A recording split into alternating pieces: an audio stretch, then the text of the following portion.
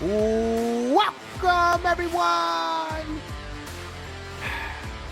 You know, typically I would have an enthusiastic, fun-filled intro for everyone. I was ready to dance, bro. Oh no! What's wrong? No! There will be no dancing because we have a matter of fact and business that we have to attend to at the beginning.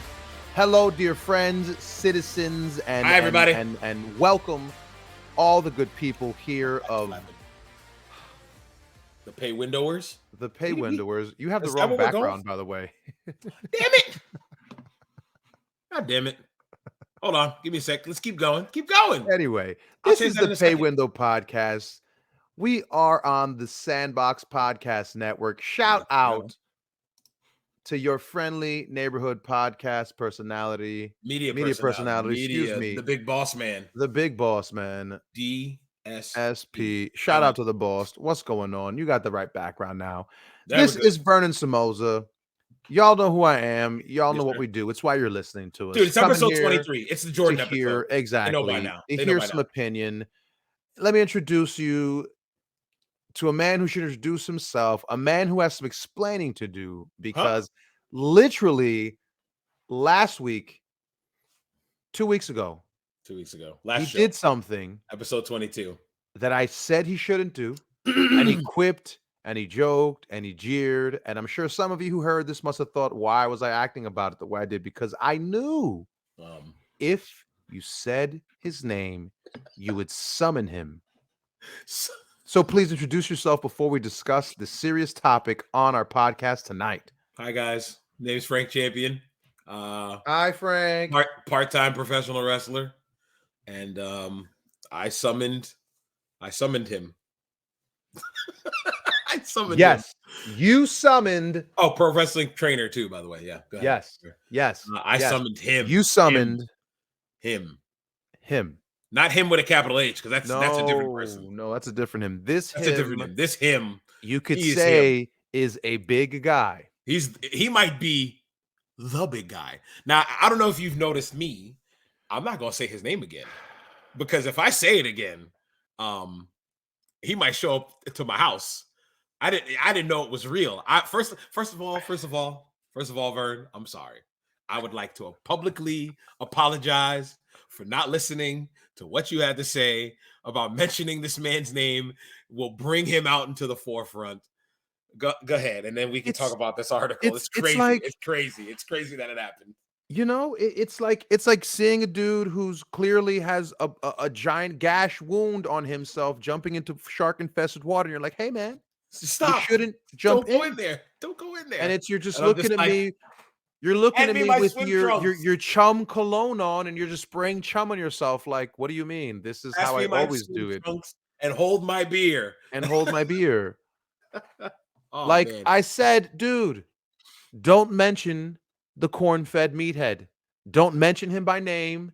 Don't do it. And you jeered at me. Can I call him Skip Sheffield? I mean, sure, why not? Because I don't think those exist anymore. So I think that works. What it do? But you mentioned him. You're mocking him. And you're mocking him. Is that mocking? I'm just saying. God, I'm sorry. Sir, I apologize. I didn't mean it like that. I'm so sorry. Listen, don't come for me. I'm sorry, Mr. Reeves. I'm sorry. Y'all see this? And this is why disasters in laboratories happen. This is why bad movies get made. This is why horrible albums get produced. Because there's always that one guy who's like, yo, you know, be funny. You know, be funny if we made a movie. What if we made a movie about an outdoor wilderness group of people who filmed themselves doing things in the wilderness, and at the end of the movie, almost fell out of my chair. We say cut. This camera pans out, and we show the people you're on a sound stage, and we basically just tell them this whole movie was a joke. It was a farce, and it's just a strange wilderness. Yes. Listen. One of the worst movies I've ever seen in my life to this day still is Strange Wilderness. The greatest, worst movie ever. All time, goated, #1, Strange Wilderness. But anyway, let's go back to this guy. Sir, underestimated the power of naming, and I was just like, just don't do it. And yet you refused me, and you just decided, I'm going to do it. You said his name and you said, mocked him, and you were like, "Oh, what? Oh, was it for this? For this?" You said his name 3 times, and I was like, "Okay, I'm hey." sorry. And I said it on the podcast. Said, "Folks, I say it here now. He's done it." And what happens next, we can't control. Can we talk about what happened next? Can you please pull up this? I think I want to put it up. I think I want to put it up Put here. it up. Because this is insane. This is insane. This is ridiculous. Vern, how long has this man been out of the news spotlight in For a professional while. Well, wrestling? honestly, the last time he was in the news was when he put up a public poll where he said, should he go to AEW, WWE, Japan, or retire? And overwhelmingly retire won. So he took the poll down, put it up a second time because he said the first poll was being tainted by trolls and internet dweebs. Internet dweebs. And then it came second time and the same result. So that was the last time that I saw him. Was the last time he made the news. So yeah. Do I say his name? I'm only going to say it for the article. Is that what we do? Or don't even say it? I'm going to duck it. I'm going to duck it. I'll duck it. I'm not saying his name on this podcast I'm saying anymore. Is Skip. But if I say it out loud, I'm gonna call him Big Skip, corn-fed meathead. I think it's enough names that we all know. But it says his name right there. I'm gonna put it on the screen.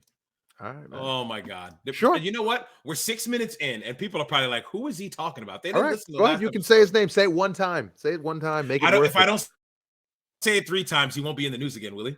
I'm only gonna say it once. I'm just saying. But if I read this article, oh my God! If I read this article, oh my God! You got to do it. 2, 3, 4. Okay, okay. All right, I got you. I'll do it. I ain't afraid of no ghost. WWE reportedly gives resignation for redacted trademark. Former WWE superstar redacted revealed on Friday via social media that WWE has given up on the ownership of the redacted trademark. The promotion recently gave their resignation to the trademark, which now redacted will own the ring name once the United States Patent and Trademark Office makes it official. Do I need to read the rest? No, that's it. Basically, the guy owns the name that his gimmick name, and it was his real life name at this now. It's his shoot name now. It's not his name. Used to be Ryan Reeves. We're talking about Skip Sheffield. We're talking about Byrack. Ha! I got away with it. We're talking about Byrack. I just went this for a second. We're talking about Byrack, okay? I didn't say it, Vern. Vern, that doesn't count. You can't. You can't. You can't say I said his name. I didn't say his name. I said redacted. I never said it. Okay. I never said.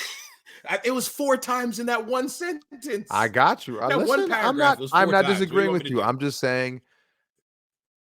I hold you solely responsible for this because literally we joked about that. Actually, you joked about it. I seriously warned you about this, and you joked about it. And then you said, "Why are you saying his name?" You were like, "Why are you saying?" Yeah, because remember you were going about it. I just stopped, and I was like, "Wait, what are you doing?" I was like, "Stop it right now! Don't go down this path." And you were just like, "Don't say his name." I'm like, "What do you mean? What do you mean?" Yes, you looked at me like I was crazy, like I had a steaming turd hanging out of my mouth. Yeah, and you're just like, "Why would I say his name?" I said it 3 times. I said his name 3 times. Should I change the episode 22 to redacted rules? It has to be there. Leave it. Has to be there. Homage. I think naming it was the icing on the cake. Oh, that was rough. Well, I'm sorry. Either way. My bad. Come January 1st, 2023. I open up Reddit. That's at the top of my news feed. My jaw hits the ground. And were you cursing me out? And I said he did. You used to whenever you get mad at me. Of course. This is his fault. This is his fault. I've got the power right here. He did this. Here, buddy. Frank Champion is the reason he is back in the news because you summoned him. He was fine wherever it was that he was. What's wrong with Byrack? And you said his name, and then you summoned him. Listen, I'm sorry, but I didn't think Byrack had that kind of control. I said Byrack. Why are you shrugging? Is that too close? I'm just thinking. I don't know. I just said Byrack. I don't know. I'm not saying his name. I'm just saying if you had a pair of Adidas and add an extra stripe, is it too close? Is it too close? I don't know, guy. You tell me. Is it too close? I don't know. Do I need to call him like Back Rye? Did I just say it? Is somebody going to put it in reverse and say I said You're it? fine. I think you're fine. I think Redacted. Redacted. Okay. point being, wrestling is full of superstitions for a reason, folks. Wrestling is full of superstition for a reason. Not because we like to believe these things or we want to have faith in them, but Jesus. They're true. Oh, damn it. let me duck that. Hold on. They duck, come. Ducky, duck. Go ahead. You didn't choke, did you? Oh. They happen, and this is an example of when keeping it real goes wrong. Goes wrong. Frank Champion. Oh my God. What do you have to say for yourself? I'm sorry. I apologize wholeheartedly. I'm sorry, sir. See, I'm looking you in the eye. I'm not looking at the screen. I'm looking you in the eye. I apologize to the. Hold on, I got you. Here we go. Hold on. Official statement. For the audio listeners, I'm full screen now. You guys can see my couch and some posters back here. To the audio listeners and the video viewers of the Pay Window podcast and its podcast network execs. Sorry, big brother. I'm sorry. I would like to apologize. I will never say that man's name again. I will work around it and do that because I don't want him to come for me next. I apologize. Okay, back to the two-man show. All right. I did. Word back to it's like that on? Shaq meme. It's that Shaq meme was like, "Sir, I apologize. I did not realize your power. I didn't recognize your power, sir." Like, I'm sorry, sir. Listen, Facts. I didn't mean it. I didn't mean it. Am I grainy? I've got the you've had moments when you drop out and you come back in, you come out, you pause a little bit, you drop back in. Like right now, you're paused. I think my internet's bugging. I'm paused. It's getting better, the internet. Maybe that's why. Yeah. My internet's been bugging lately. I gotta go unless you're just not blinking. No, you were paused. Yeah, you're paused. So yeah, it just is what it is. So I mean, that was okay. That was somewhat serious, but there was some jest in there. Okay, obviously. Would you agree? Yes. Excuse me. Wow. Listen, in all seriousness, bless you. Thank you, sir. That was it. Just one. It's all over my arm. I'm gonna do one of these. Go ahead. No, but in all seriousness, shout out to him. Congratulations. I wish him well. I hope he gets to get his. He gets to use it if I hope he wants to. Maybe he gets to turn his name back into Ryan if he wants to. And if not, he can be Mr. Ryback. And then he can run with it. You said it twice in a respectful manner. So if I were to say, I love, there's a difference. I was just paying respect to the God. That's all I was doing. You, on the other hand, sir, was mocking. You wasn't doing it in vain. I did it in vain. I'm just saying. So you're saying I did not invoke. I did not invoke his name in a way that is disrespectful to him. I was just simply stating. I think he's making me you, on the other hand, now. were like, Mr. and just start throwing his name out. I was like, okay, Mr. Byrack. That's the difference. I'm just reporting on the man and sharing that. Congratulations. I wish him he's well. Coming from my nostrils. I wish him well, and I hope he makes $1 million with that name. Hey, good for you, Mr. Reeves. If you come back to wrestling, you can use that name now. I'm not going to say it. You said it twice. I'm not saying. I'm good with 2. So shall we move on to let the us next? Let us move on, and from a little brevity, from a little just joking around, to something serious that happened the other night in sports. Something that happened in front of the whole world, I guess. And maybe that's why it's so different, because it happened in front of the whole world. Think about it. It's Monday Night Football. It's prime time. It's usually the most watched football game of the week on Monday night. It was also a game. I know you don't really follow standings and all that. I'm a M word when it comes to NFL football. Sports, it was a big game, though, right? It was like a big series game. It was a big game. Both teams were in the playoffs. One team was a 2 seed. The other team's a 3 seed. If they won that game, they could jump them and possibly the number 1 team to get a week off in the playoffs. So it was a very important game. Oh, wow. About 10 minutes into the game, everything came to a halt because maybe I should get a photo of them, too, while we're talking about this. Because Damar Hamlin, a safety for the Buffalo Bills, tackle with he tackled T. Higgins. I think that's it right here, actually. The actual, that's just the photo. I think no, that wasn't it. I think they were wearing blue. he was, no, that is it. I will just use this photo, but it's nothing gruesome or anything like that. So I wouldn't do anything tasteless on here. Yeah, no. Okay, so I'll ask you a question, sir, before I show it, and I'll stop myself. But this is live. We're doing it live. There is a picture that I have of the impact. You think that's okay? Because it's just a picture. It doesn't show anything else. Not what happened. Are you discussing? I mean, are you going to explain the impact? I'm gonna talk about what happened. I'm gonna talk about what happened. Why not?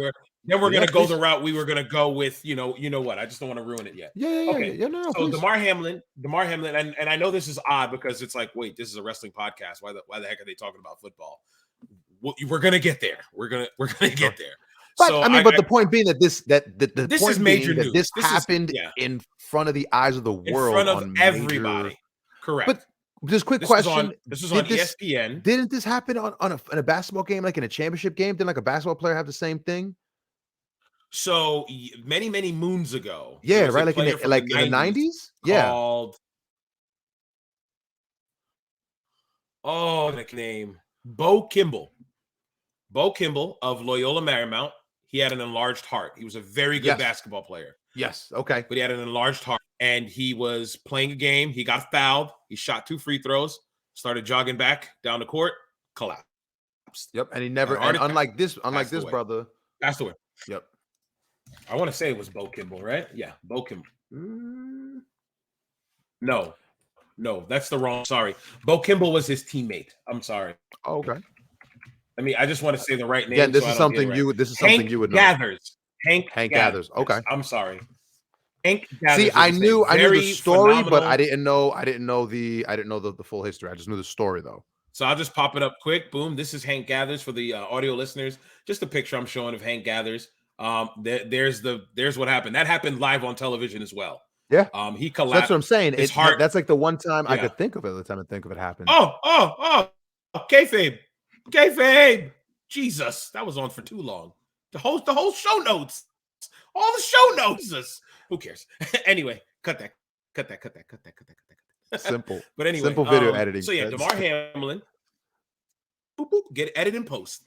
Damar Hamlin, who is pictured in this shot as the player in white, attempting to tackle the player in black by the name of T. Higgins. T. Higgins was trying to get a first down, and he drove his shoulder into Hamlin's chest.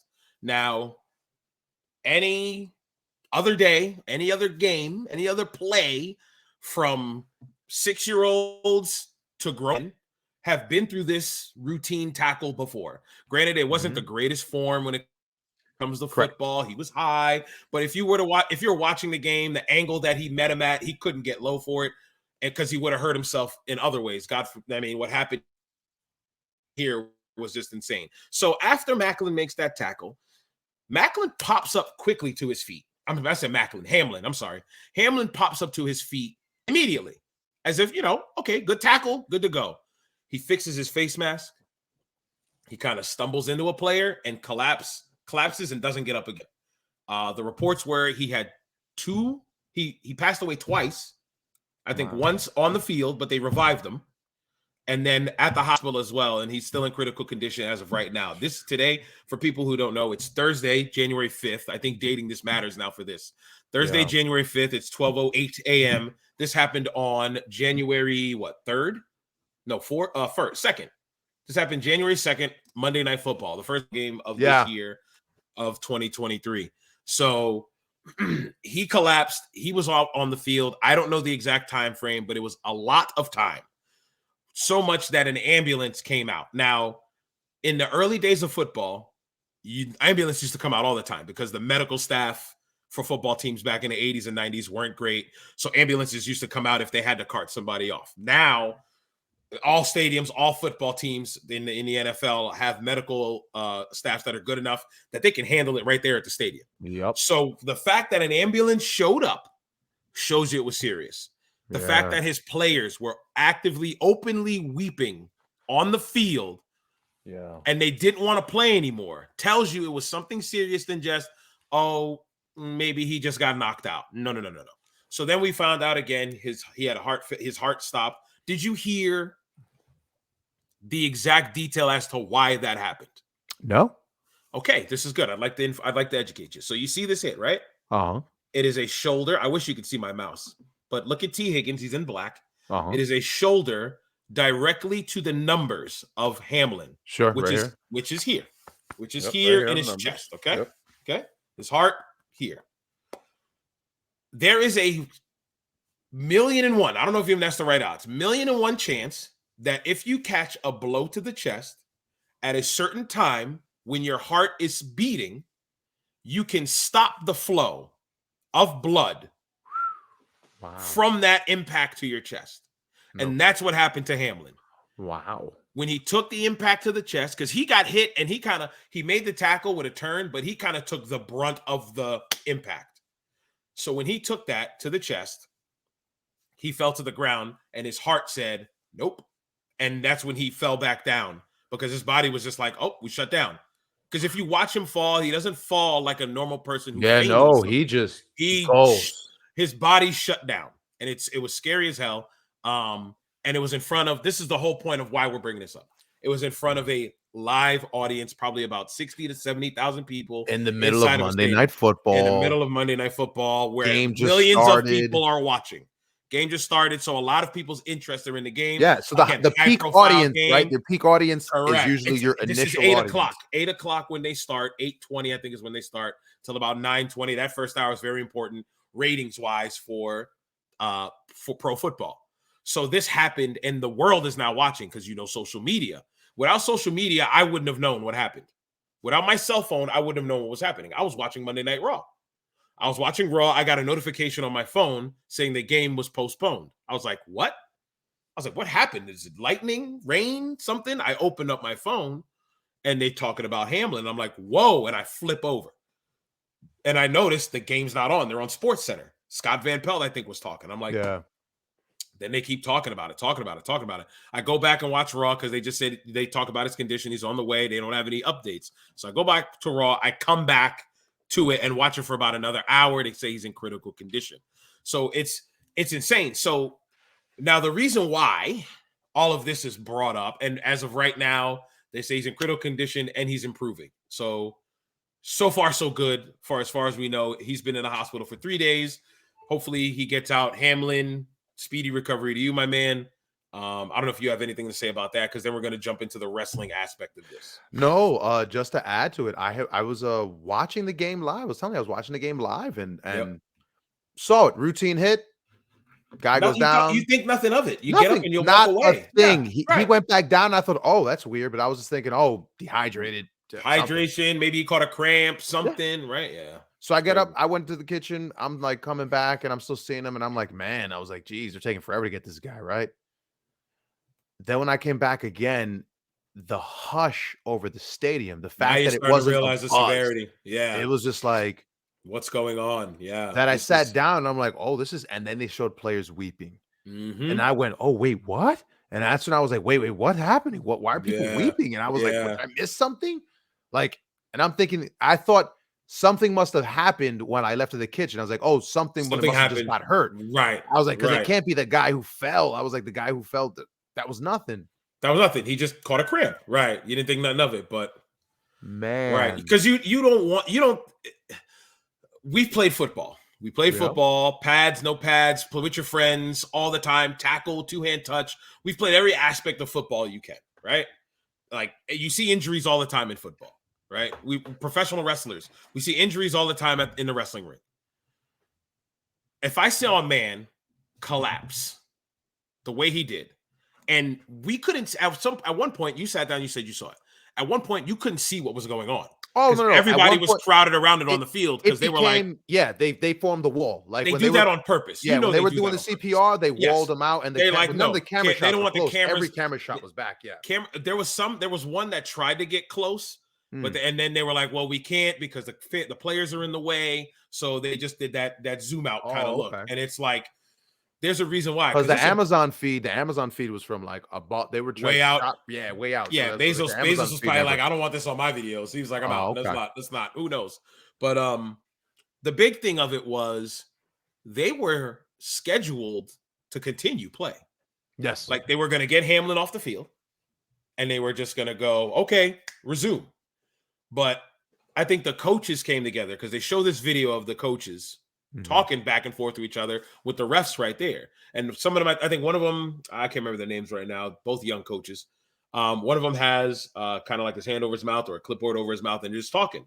And you can see, you can't really tell exactly what they're saying, but it's kind of like, I think the Bills coach was kind of like, look, my guys can't play. My guys can't finish this game. Like, it's something else. See a bunch of grown men growing, just tears, bro. Just you could see the streams of tears on it. I was just like, whoa, it was chilling. Like, so yeah, and I think it's because they saw something tragic, like him passing away right there on the field. And that's what my mind said. Just, oh my God, this guy had to have just died on the field. That's correct. Stuff doesn't happen in the professional football. Guys don't pass away on the field. Yeah. Ryan Shazier was probably the last really bad injury. He was his linebacker for the Steelers. He went to make a routine tackle, stopped feeling his legs. Couldn't walk for months. He has his motor skills now, but he doesn't play anymore.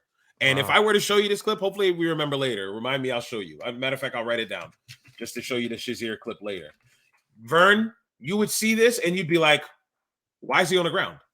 It was even less impactful than what happened on Monday. Yeah. Like, I can see why Hamlin got hurt. He took a good blow to the chest, and that freak accident happened with his heart at the same time. Oh, that's how you speaking of wrestling freak act. That's like Luger. Like Luger's paralyzed when he was paralyzed. Right. What about who was it? Rude, who had to retire early because he took that dive and he fell his back on the steps. No, but remember Luger got paralyzed in that chair? Do you know that he said that the story goes that he got flown in to do TV or something or a match or something? For who?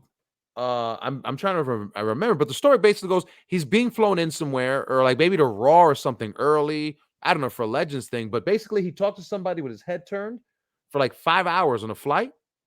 And when he got to the next place, he realized that his like neck, he was stuck like this. And then like in an attempt to turn, he began to lose feeling and he lost like his ability to walk. Like as of today. That's how? Yeah.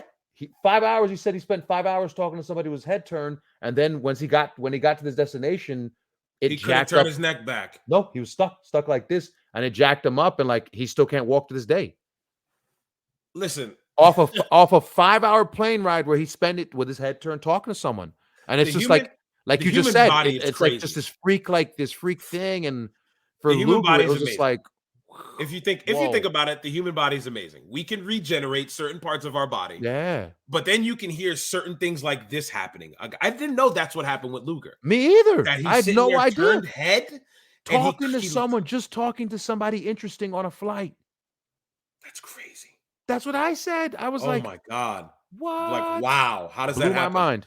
Hold on. You went on a tangent, so I'm trying to remember what we're talking about. Which is fine. No, you just blew my mind. I just wanted to relate that to the story as you just shared with me a second ago about. Okay, we were talking about Ryan Shazier. That's right. Yeah, about the whole Ryan Shazier. When you see that, you'll see like, wow, how did he get hurt? And you just said how like it was just such a mundane thing, and you just think like turning your head for 5 hours. Yo, this dude head was turned. That was it. Head was turned, and when the stewardess came back to get off the flight, I can't feel my legs.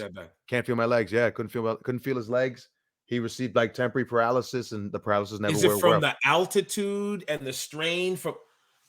I don't know, Luger. That's one of those things you can't explain. It's clearly. I haven't heard him tell it, but from like what I like the little like YouTube things, right? I didn't see like a whole thing, but like the little snippets in the video like that he showed were like just him saying that it just happened. Right. He just can't explain it. No one can explain to him what happened, what was the cause of it, but that's the last thing he remembers. 5 hours, and that was it. Okay. That's crazy. So relating this back to wrestling. We'll relate this back. So like I was saying, the big thing was that the people wanted to continue. The show must go on. The NFL wanted the show to go on, but the Bills were like, we can't do this. Bengals were like, we agree. They called the game. They're probably not even going to play this game now, Vern. As big of a game this was for them, NFL teams went to 17 games played a season now, 18 weeks. Those teams will probably have 16 games played. They're going to play their last regular season game of the year, which is coming up this week. If they will, who knows? I mean, who knows? We'll see. And everybody else will have 17 games. But again, the reason why I bring this up, hey, we're at the half-hour mark. The reason why I bring this up is because I just saw it hit 30 exactly. I don't know, it was weird. The reason why I bring this up is because of a tweet you shared with me and a phone call that I heard on Busted Open Radio the day after this happened. Did you know there was a phone call on Busted Open Radio? No. I haven't bothered to bust it open. After I've been listening to Don Tony, I've just been like, I'll listen to Don Tony. We'll talk about Busted Open off the air. We're not going to bury Busted Open. Yeah, because I've heard, because the few clips I've heard on the podcast, I've just been like, because where they kind of were, where two of the hosts were working their angle, and I was just like, the other when I texted you, and I was like, "Are you kidding me? Really?" On the show, and I was just like, "Okay, I'm over this." So whatever you can do to get it over, bro. Yeah, I guess. Crazy wrestler brain.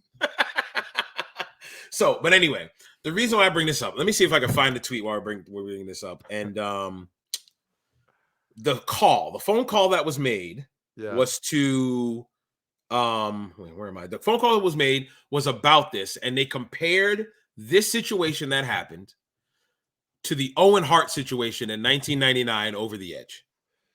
They made the same comparison, that the fact that the NFL was smart enough to say, hey, no, we need to stop this and not allow these guys to play because, that's just wrong and the show must not go on.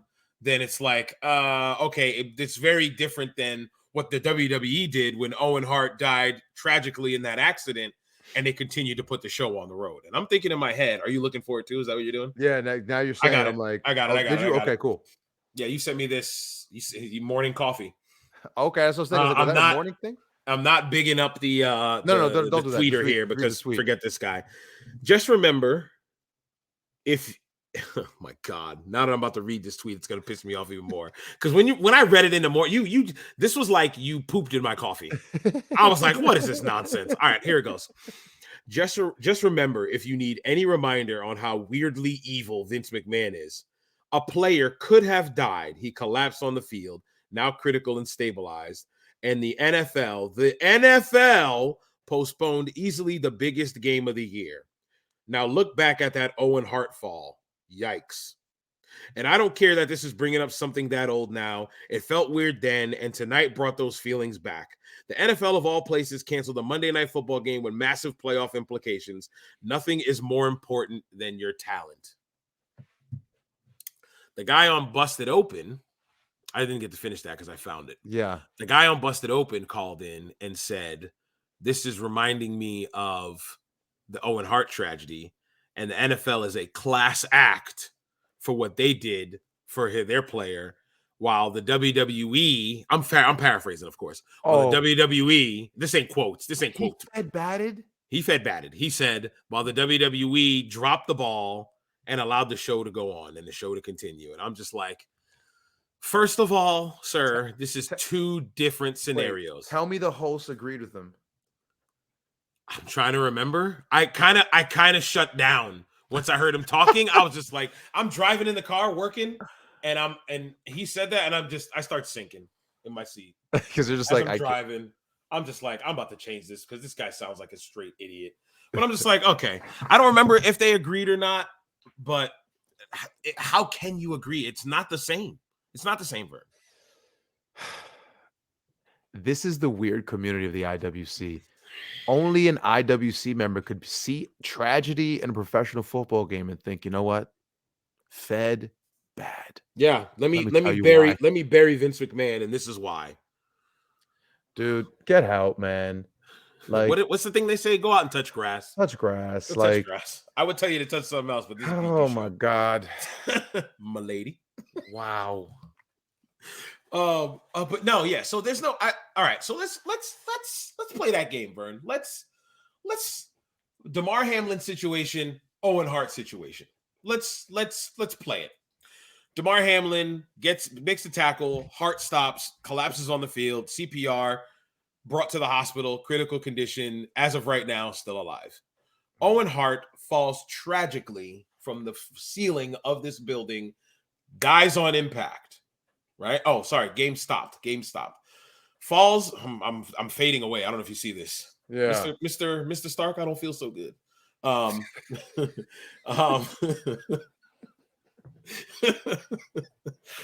I thought Thanos snapped on my shirt right there. No. Man, what was I saying? Owen Hart falls tragically. Tragically. Everybody sees it. For the most part, because it's dark. It's dark. I wasn't there, but I know how vignettes at pay-per-views are done, and it's been described. Lights go off. Pay attention to the screen. Somebody heard something. I'm sure people seen it. It was at least 15 to 20,000 people there. They saw what happened. He falls to his death. They cart him off. Nobody knows what's happening. Only the people at home. Because they didn't make an announcement at the show. Only the people at home that Jim Ross relayed the message to about why you're not going to watch this match, because something really tragic happened. The show went on. How can you piece these two together, Vern? How? Because a man almost died, and the NFL stopped it, but the WWE kept going? I guess. So the WWE is scripted. It is theater. It is theater. But it is a special kind of theater that has to be told one time. Yeah. Right? Yeah, they can't go, all right, Vern, we're going to put on this play. We're going to do this play at 11 o'clock. We're going to do this play at 3 o'clock. We're going to do this play at 7 o'clock. And we're going to work 3 different crowds and do the same show over and over and over. No. Not televised wrestling. You can't do that for televised wrestling. You got one shot. Whatever you do on TV and pay-per-view is it. Okay? Professional sports can be stopped whenever. And played again. Okay? It's not theater. It is a competitive game between people, two persons or people, whatever you want to say. You can stop that. You can go, okay, this person, there's something that happened. Let's stop this right now because we can play this again. You put yourself in Vince McMahon's shoes. Something tragic happened, middle of my show. These people paid to watch all this happen because I've been telling them to come watch this for weeks now. So now you're telling me I have to stop everything because of what happened. And in 1999, you didn't get the same kind of information as fast as you can 24 years later. Yep. Okay. So Vince, as far as Vince knew, who's the showrunner with the headphones on, talking to the commentary and probably getting notes passed to him about Owen, because he can't really talk unless he goes, what do you need? He can't do that. And that was me taking my headphones off on that'd be Vince. He'd have to take his headphones off and be like, what do you want? You know what I mean? You know, Vince is locked in that spot because he's always right there, gorilla. Right? So Vince is probably getting information secondhand, not even firsthand. Right? As he tries to continue to put on a show for these people that paid good earned money and paid, what was it then? $30 for a pay-per-view, which is the equivalent now to about $70 now in this day and age. So how can we compare that? How, Vern? How? Because I don't see the comparison. I just think it's I honestly just think it's so strange when people conflate like tragedies and try to dunk on someone through the use of a tragedy. Like why would you? Weird. So people, I don't know if you saw that. You don't follow sports. Skip Bayless. I know you probably heard of that personality. Yeah. His personality on TV, says outlandish things on Fox Sports. Oh, yeah. He had a tweet that said, wait, Skip's on Fox Sports now? He's on Fox Sports now. He's not on ESPN. Him and Shannon Sharp have their own show. So I'm just going to tell you this. I did know that. Skip and Shannon. Skip and Shannon. Very good show. Shannon is not the voice of reason, but he's the level-headed guy, while Skip just likes to say outlandish things because that's what Skip does. Skip is Mr. Hot Takes. Yeah, correct. Mr. Hot Takes. Yeah, he's Mr. Hot Takes. So Skip had a hot take on Twitter. He said, I know the NFL is considering postponing this game, but how? And he started talking about the magnitude of the game. Okay, but he talked about the magnitude of the game, but he still low-key agreed with that they should just postpone it. But nobody saw that. People saw the body of the tweet and said, yo, why is this dude talking about sports when this dude's almost dying? So Twitter went off on him to the point he had to come on Tuesday and make an apology for what he said. He said, I'm not going to take the tweet down, though. Shannon Sharp didn't show up for work that day either. Said, I'm not going. Shannon was like, I'm not going to work. In right? protest? I don't think in protest. I think because of what happened to Hamlin, he didn't feel right to come on there and have to talk about it. I think that's what it was. He then came on, I think today or yesterday. I think yesterday. Now it's the 5th. Technically. And he was trying to talk about it. And then he said, Skip made a tweet. I hope he deletes it soon. And then Skip cuts him off and goes, well, hold on. I just want to let you know, I'm not going to delete it because I stand by what I say. And then you don't watch the show, but you can feel the animosity between these two. Ooh. Because he goes, okay, let's go, Jen. Skip. Shannon goes, okay, let's go, Jen. He doesn't even address Skip. He said, okay, let's go, Jen. Let's go, Jen. And he goes, how come I can't even go through my monologue without you interrupting me? Like straight 100% real, bro. I'm gonna find that for you too, and I'm gonna bring that. I'm gonna show you some. I'm gonna show you some football stuff afterwards. I just wanted to bring that up because there's heat there. People think the show's not gonna finish because of what Skip said and how Shannon's probably want to be out. It's crazy what happened with Skip. So people taking these hot takes like this guy. That's why I brought it up. Like this tweet I read, like the guy calling in, comparing this stuff to Owen Hart. But that's so. Can we just? That's the IWC at this point, right? Like the IWC is just whoever has the hottest take makes the news. Yeah, and it's annoying. It's annoying to me because there's no comparison. Theater, legitimate contest between two teams. You can stop this and still satisfy the people at a later date. You can't stop this. You can't stop this show. Yeah. What's the saying? One monkey don't stop the show. I'm not trying to disrespect Owen in that way, but the show must go on when it comes to theater, right? If granted, I'm not going to die on a play, but if I were in a play and me and you, we had to do some kind of physicality and I roll my ankle and I can't walk for the rest of the play now, they're going to just be like, okay, folks, Frank Champion got injured and we're going to have to call the rest of this play. If that's happened, please correct me if I'm wrong, but I don't know. Theater usually shows got to go on. So you can't say that. That's where the difference lies for me. But yeah, like I said, bro, earlier, rest up and yeah, man, get better. Heal up, brother. Damar Hamlin. Definitely. All right, you want to talk about Mr. Lee? Yeah, man. Shout out, reactionary. I want to hear your take. Dragon Lee, a contracted, now official to the world. Yep. The man who wrestled in AEW with his brother Rush and Dralistico. My man, God. Dragon Lee.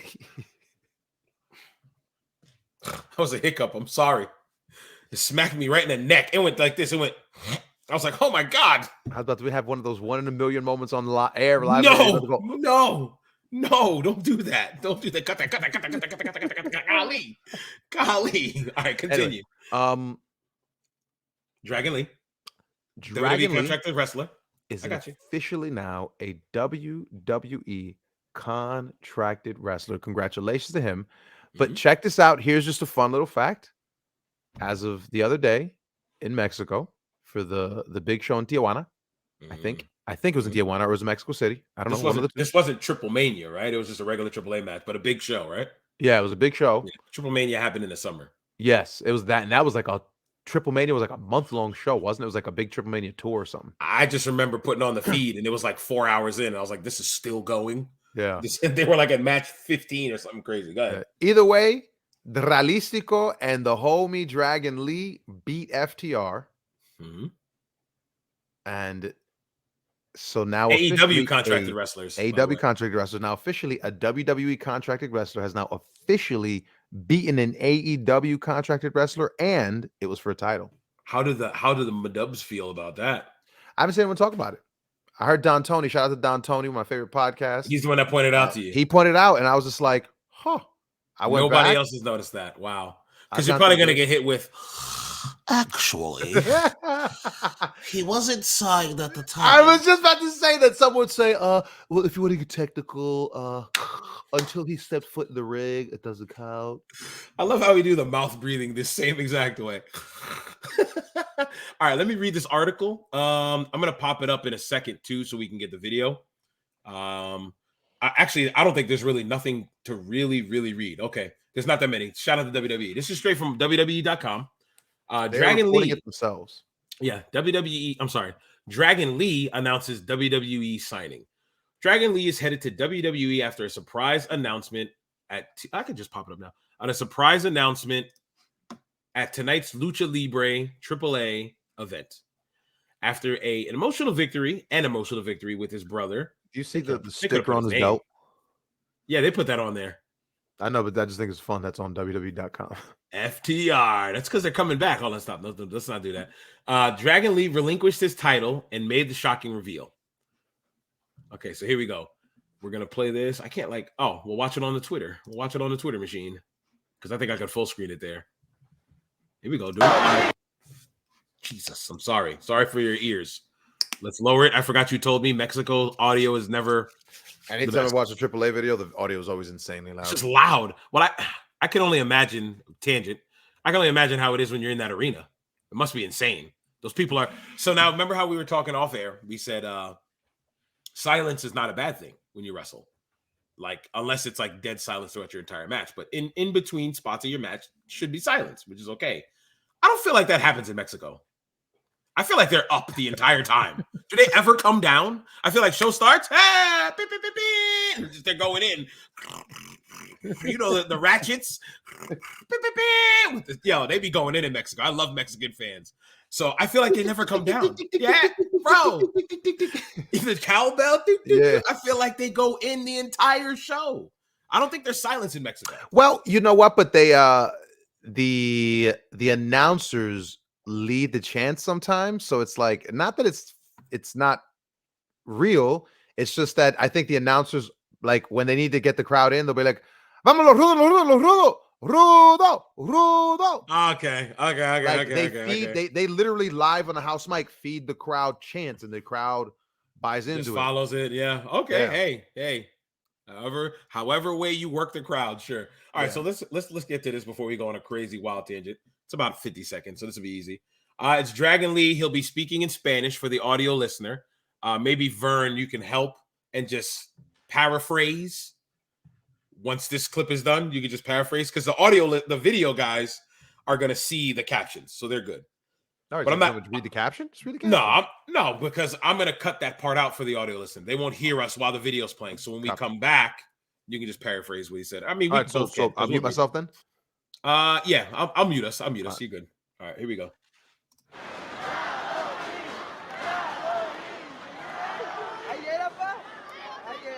Voy a seguir representando mi país.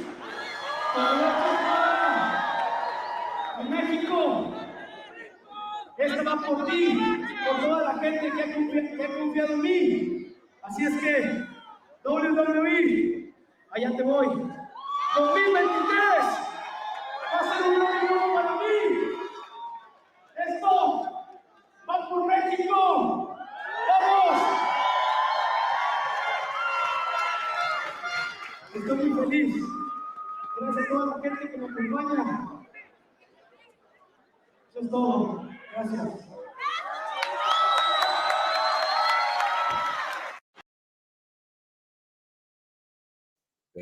Bam. All right, we are unmuted, sir. So I'll let you do it since you are the of the Spanish-speaking descent, sir. Yeah. So basically, I kind of just jotted down real quickly. Sure. He's just saying, I'm gonna keep repping you. I'm repping Mexico forever. This is for you. Thank you for believing in me. I'm gonna go to WWE now. Shout out to Mexico. He's happy. He's got a heart full of Thanksgiving. Thanks to all of you. Thanks to all of my supporters. I hope I make you proud. Yeah. That was it. It was a very super white meat baby face. Yeah. It felt like he was just being genuine. Like, hey, I appreciate all the love. WWE is my next journey. He kind of just was like, hey, WWE, I'm gonna be there. I'm going. The way he kind of said it, it wasn't like big, like, and I'm going to the WWE, like how American would do it. It was very, what's the word I'm looking for? Genuine, I guess. Yeah. Very genuine. There's a little more to the article. Let me just see. Yeah, that's fine. I'll read it. A second-generation Lucha Libre superstar, Lee has won championships worldwide with his supreme skills as both a singles competitor and a tag team aficionado. The high-flying and uber-athletic Dragon Lee has earned industry-wide respect with his seamless blend of acrobatics with matte technician skills. The Mexican-born superstar has ruled every ring that he's ever graced with his unique and jaw-dropping offense and is now officially taking his talents to NXT. So his first stop's NXT. Let's talk about this for a little bit. First stop's NXT. NXT's already got 2 masked superstars, sir. Yeah, Axiom and your favorite, Scripps. Yep. So in comes Dragon Lee, high profile acquisition, right? What do you think NXT does with Dragon Lee? Oh, I definitely say that they have to keep him there for a little bit because they got to teach him the system. They have to. They're gonna have. No, don't. Of course, they're gonna have to break him hard at this. Oh no, I'm agreeing. Yeah, of course they have to. They got to at least a year or 2. He's got to be in developmental to break him of the. Oh, what? Okay. You figure how long was I mean, a lot of guys are usually there for a little over a year anyway. I know. I'm trying to think of some guys go up quick, like a Finn. I think he went up pretty quick. Excuse me. Actually, no. The camera. That's gross. It's okay. Finn was like a year. Legato. What's his face? Santos Escobar. Right? He Escobar. Was even Andrade, but go ahead, keep going. Right? Escobar came from straight from Mexico to the NXT, and he came to like not unlearn, but basically to relearn American wrestling, to learn American wrestling and style of wrestling. Where help me. Mask gimmick, what's his name? Oh, Mystico, no? El Fantasma. El Hijo del Fantasma. Oh. No, not him. That's not him. That's his dad, El Fantasma. No, I'm thinking of El Hijo del Fantasma. I'm thinking of what's his face? Of Mystico, you said. Yeah. I'm thinking of what's his name? Not the guy from the E that worked under that gimmick, right? Sin Cara's gimmick. Yeah. Because Sin Cara, Mystico turned into Sin Cara. Anyway. And then they went to Hunico and gave it to him. Yeah. Maybe that's what you were thinking. But go ahead. Either way. We're talking about Dragon Lee. Yeah. Either way, I think he's going to have to break because I think look, English, no matter what you say, no matter what we feel, English will always be king. So I hope these guys can learn to speak it because, I mean, if Penta and the homie Phoenix are an indication of the level of English that a lot of those workers bring, because, I mean, their English is pretty non-existent at this point, you know? Yeah, I mean, if you just think about it, Penta doesn't say much. Phoenix speaks, very thick accent. Andrade speaks. I think we've made jokes about it on the air. What was this? Who you know? What was it? I forgot what it was. Who you know? Something like that. I can't remember. Roosh is like little Andrade to me. Even with promo work and talking. I'm trying to remember what it was from. I can't remember. I bet if we go back, I'll find it, but I can't remember. It was something like who you know or something like, or I can't remember. I think it was the thing with Sammy or something like that. I can't remember. But there's Andrade, there's Roosh, there's trying to think. Even even here in this sense, he's gotta have to learn to speak English to attract, unless they use him to go expand the Mexican market, which I don't think they really need to. I was like, do you really see WWE signing him just to expand to Mexico? Right. This isn't like AEW signing like a Satnam Singh or like Indian wrestlers so they can have a bigger market in India. Did you see that them two talking about that yesterday on NXT? They were bragging about, they're like, you just have our faces on screen, you're guaranteed a couple of million views. We're on screen for seconds. Hold on. I don't know if you're going to want me to cut that or not, but I said Satnam Singh. Satnam Singh is the giant that works for AEW. Oh, dang. Are you trying to say they all look the same? No, but that's what you just said. I didn't say it. I asked you, are you trying? I definitely did not, sir. Cut that out. Cut that right out. Timestamp that. Oh, okay. Oh, the shoot. All right. Here we are. No. I'm kidding. No, I'm joking. Nope. I don't care. Yeah. Because when you said it, I was like, I didn't even pay attention. When you said his name, I was like, oh, whatever. I thought you. I guess Veer and Mahan. Veer Mahan. What's the other ones? I can't remember Veer's partner's name. Veer Mahan. I call him Indian Braun. They're like he's like an Indian version of Braun Strowman. Those Indian Chads. Jesus. Yeah, they are Chads. Look at Veer looking like a snack over here in this picture. I'm sorry. Bro, when my man was bragging about me, he was like, I was a Bollywood star. I'm the fifth most famous star ever in the history of Bollywood. I was like, what?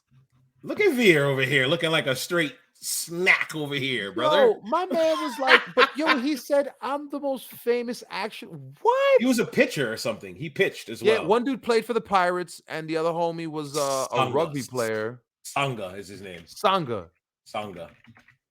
That's his name. You probably heard me say Satnam, and you thought I said Sangha. That's probably why. Possibly. That could be the reason why. He's another big boy, man, but they haven't been using him. But, he hasn't worked in a minute. Is it him? Is it him who has the career that but Jesus. the homie. Sorry, spoiler alerts again. Go ahead. But the homie like just bragged about his movie career, and I was just like, that was the promo he cut. Yeah, but either way, it was like, wow, do they have reach? Like, I didn't realize it was like that because he was like, yo, we're in a video that has nothing to do with you see our faces. You're guaranteed at least 2 million. I was like, what a flex, though. I'm not gonna lie to you. Like, yo, you want your video 2 million? Show my face on it. You want my man Veer Mahan all in the videos. Laughing, but it was a good thing. But either way, the promo was in English, right? And it was fine. Yeah, right. Very well spoken. I bet Accents, whatever. Yep. The accent wasn't. Yeah, it wasn't perfect. No, but it wasn't like, oh, what is this? Like, what's happening? Right? Because like it's like Andrade. Andrade, I vibes with the homie, but sometimes when he says stuff, you're like, it's tough. It's tough with Andrade. As a person of color, I cringe because I'm just like, And a Spanish speaking person of color. Yes, like, a Spanish speaking person of color. It just kills me because it's just like, oh, I know what you're trying to say, but it just hearing it, you're just like, oh, for us, for guys like us, where we grew up at, I'd say predominantly Spanish neighborhoods, right? Where we grew up at, a lot of Spanish people in New York, right? A lot of folks my neighbors, bad English. My neighbors to my left, Puerto Rican, but the next door neighbor next to her, Dominican. Next door neighbor next to her, Puerto Rican. Yeah. I had a neighbor across the street, Puerto Rican. Down the street, Puerto Rican. I lived around a lot of Spanish folks, so I've heard the dialect. I hear Andrade. I understand him, no problem. Yeah, I'm sure you do, no problem. Yeah, because it's in your culture, no problem. But to the person who lives in Minnesota or North Dakota or Oklahoma that hears him speak and goes, why can't he speak good English? Those are the people he'll never get to connect with. And if Dragon Lee wants to connect to those type of people, that Butch, remember we brought up Butch being able to connect to other kids now because of that. He's gonna have to learn and speak the English language very well. Maybe he does. I've never heard of maybe him being a superhero, maybe he's got maybe they got another superhero gimmick on him, and for the kiddies, etc. But so here's what I'm thinking though, right? And now you're getting that Dímelo. The Espanol. Okay, Brody. Hey, okay, puppy. So no, listen, Ray's successful because Ray's from San Diego. Yeah, speaks great English. Okay. Here's what I'm thinking here. Look at Cesaro. Look at Shinsuke. Look at Asuka. Think of these three superstars. Mm-hmm. Cesaro isn't the greatest personality-wise, phenomenal performer. But when he talks, English is probably his like fifth language. Nope. And he can speak it, but there's some words he uses in the wrong spots, and then it sounds awkward to an American who I say we speak American, not English. We speak American. We speak American because America. That's why. But in English, it just sounds sometimes off. Asuka's the perfect example. No one is ready for Asuka. Every promo. Doing the caricature thing. Because why? Because her English isn't well, but she's a draw. They've invested so much into her. They say, okay, we're gonna have to work around this. You can't do that with everybody. Okay, because the way you connect to the people is with your words. So if you're not if you're not able to do that, you already are at a handicap. Yeah. So I do agree with you. The original question was what was next for him, and then we went on this speech tangent in English and foreigners and all that. Yeah, no, but regardless, he has to learn the English language and speak it well in order to be a star. That's to be. it. That's just the biggest, because I mean, moves and all that, the guy can do them. The guy's amazing. Sure, He's insane in the ring, but promo wise, because if even the promo to go home, his leaving promo, this is for you, Mexico. This is for you, Mexico. I do this for you, Mexico. Yeah, he repeated himself a lot, right? Yeah. I was reading the caption. I was like, okay, he kind of said that already. Yeah. But it's like 50 seconds. You don't. I don't see feel the passion. He was just kind of like, "Yo, I'm out." Yeah, you think? Catch all. I mean, he did just work. I'm just but saying. A good worker would be able to channel that and let his emotions ring. You're right. So I think you're correct with saying he's going to be down there for a while. You said about a year or two. I believe he'll probably be working very quickly. Yeah. So he just got signed, right? He just got signed. Because he's an active indie wrestler now. So why would you want him to go and just sit on the show? Right. I'm sure Vengeance Day he'll be there. Or maybe New Year's Evil next week he'll be there. Who knows? But eventually they're going to have to show him on NXT television. Maybe they'll do the old school WWE NXT where they have him sitting in the front row in street clothes and they show him in there. In a suit with his mask on? Yeah, and he'd be like, oh, he's here. I remember that. They did that Riddle, Joe, Balor. Yeah.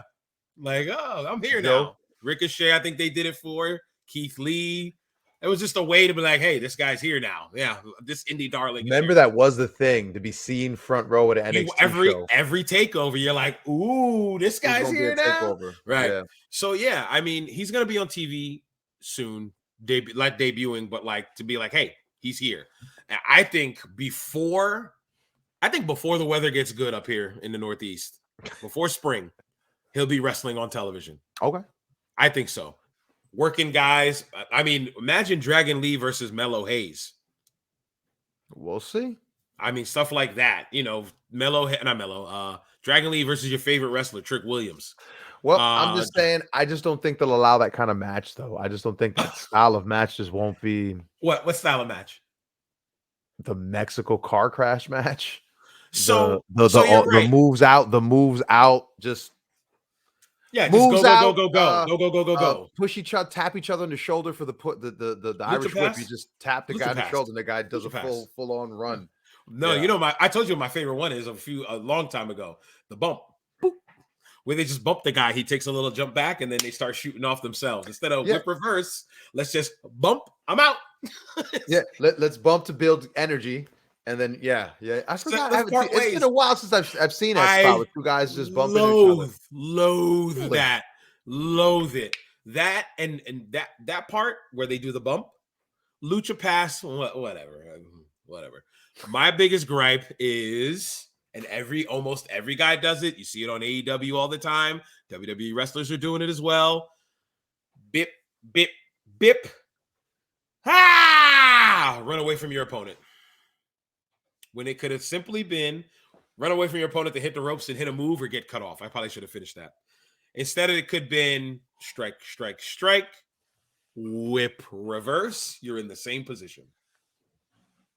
The pet peeve of mine. I think we're going to have to do a show, Vern. Pet peeves in wrestling. Okay. The year anniversary, that's what we're going to do. What are your pet peeves? We're just going to go off like that. But that's one of my biggest pet peeves. But yeah, I think Dragon Lee is... I think he'll be successful. You think he'll be main roster by 24? No. You think he'll be main roster 25. By 25? Yep. Wow. 2-year investment on that guy? Yeah. Injury prone? Do you know if he's injury prone? I don't know much about him. I know he's very talented. I've seen a few matches. Yeah.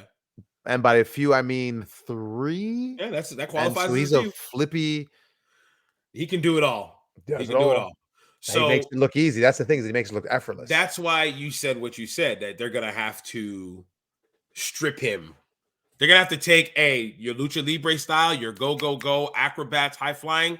We're gonna strip it down. We're gonna take what we want, and then we're gonna siphon our style onto your style, That's what I see happening.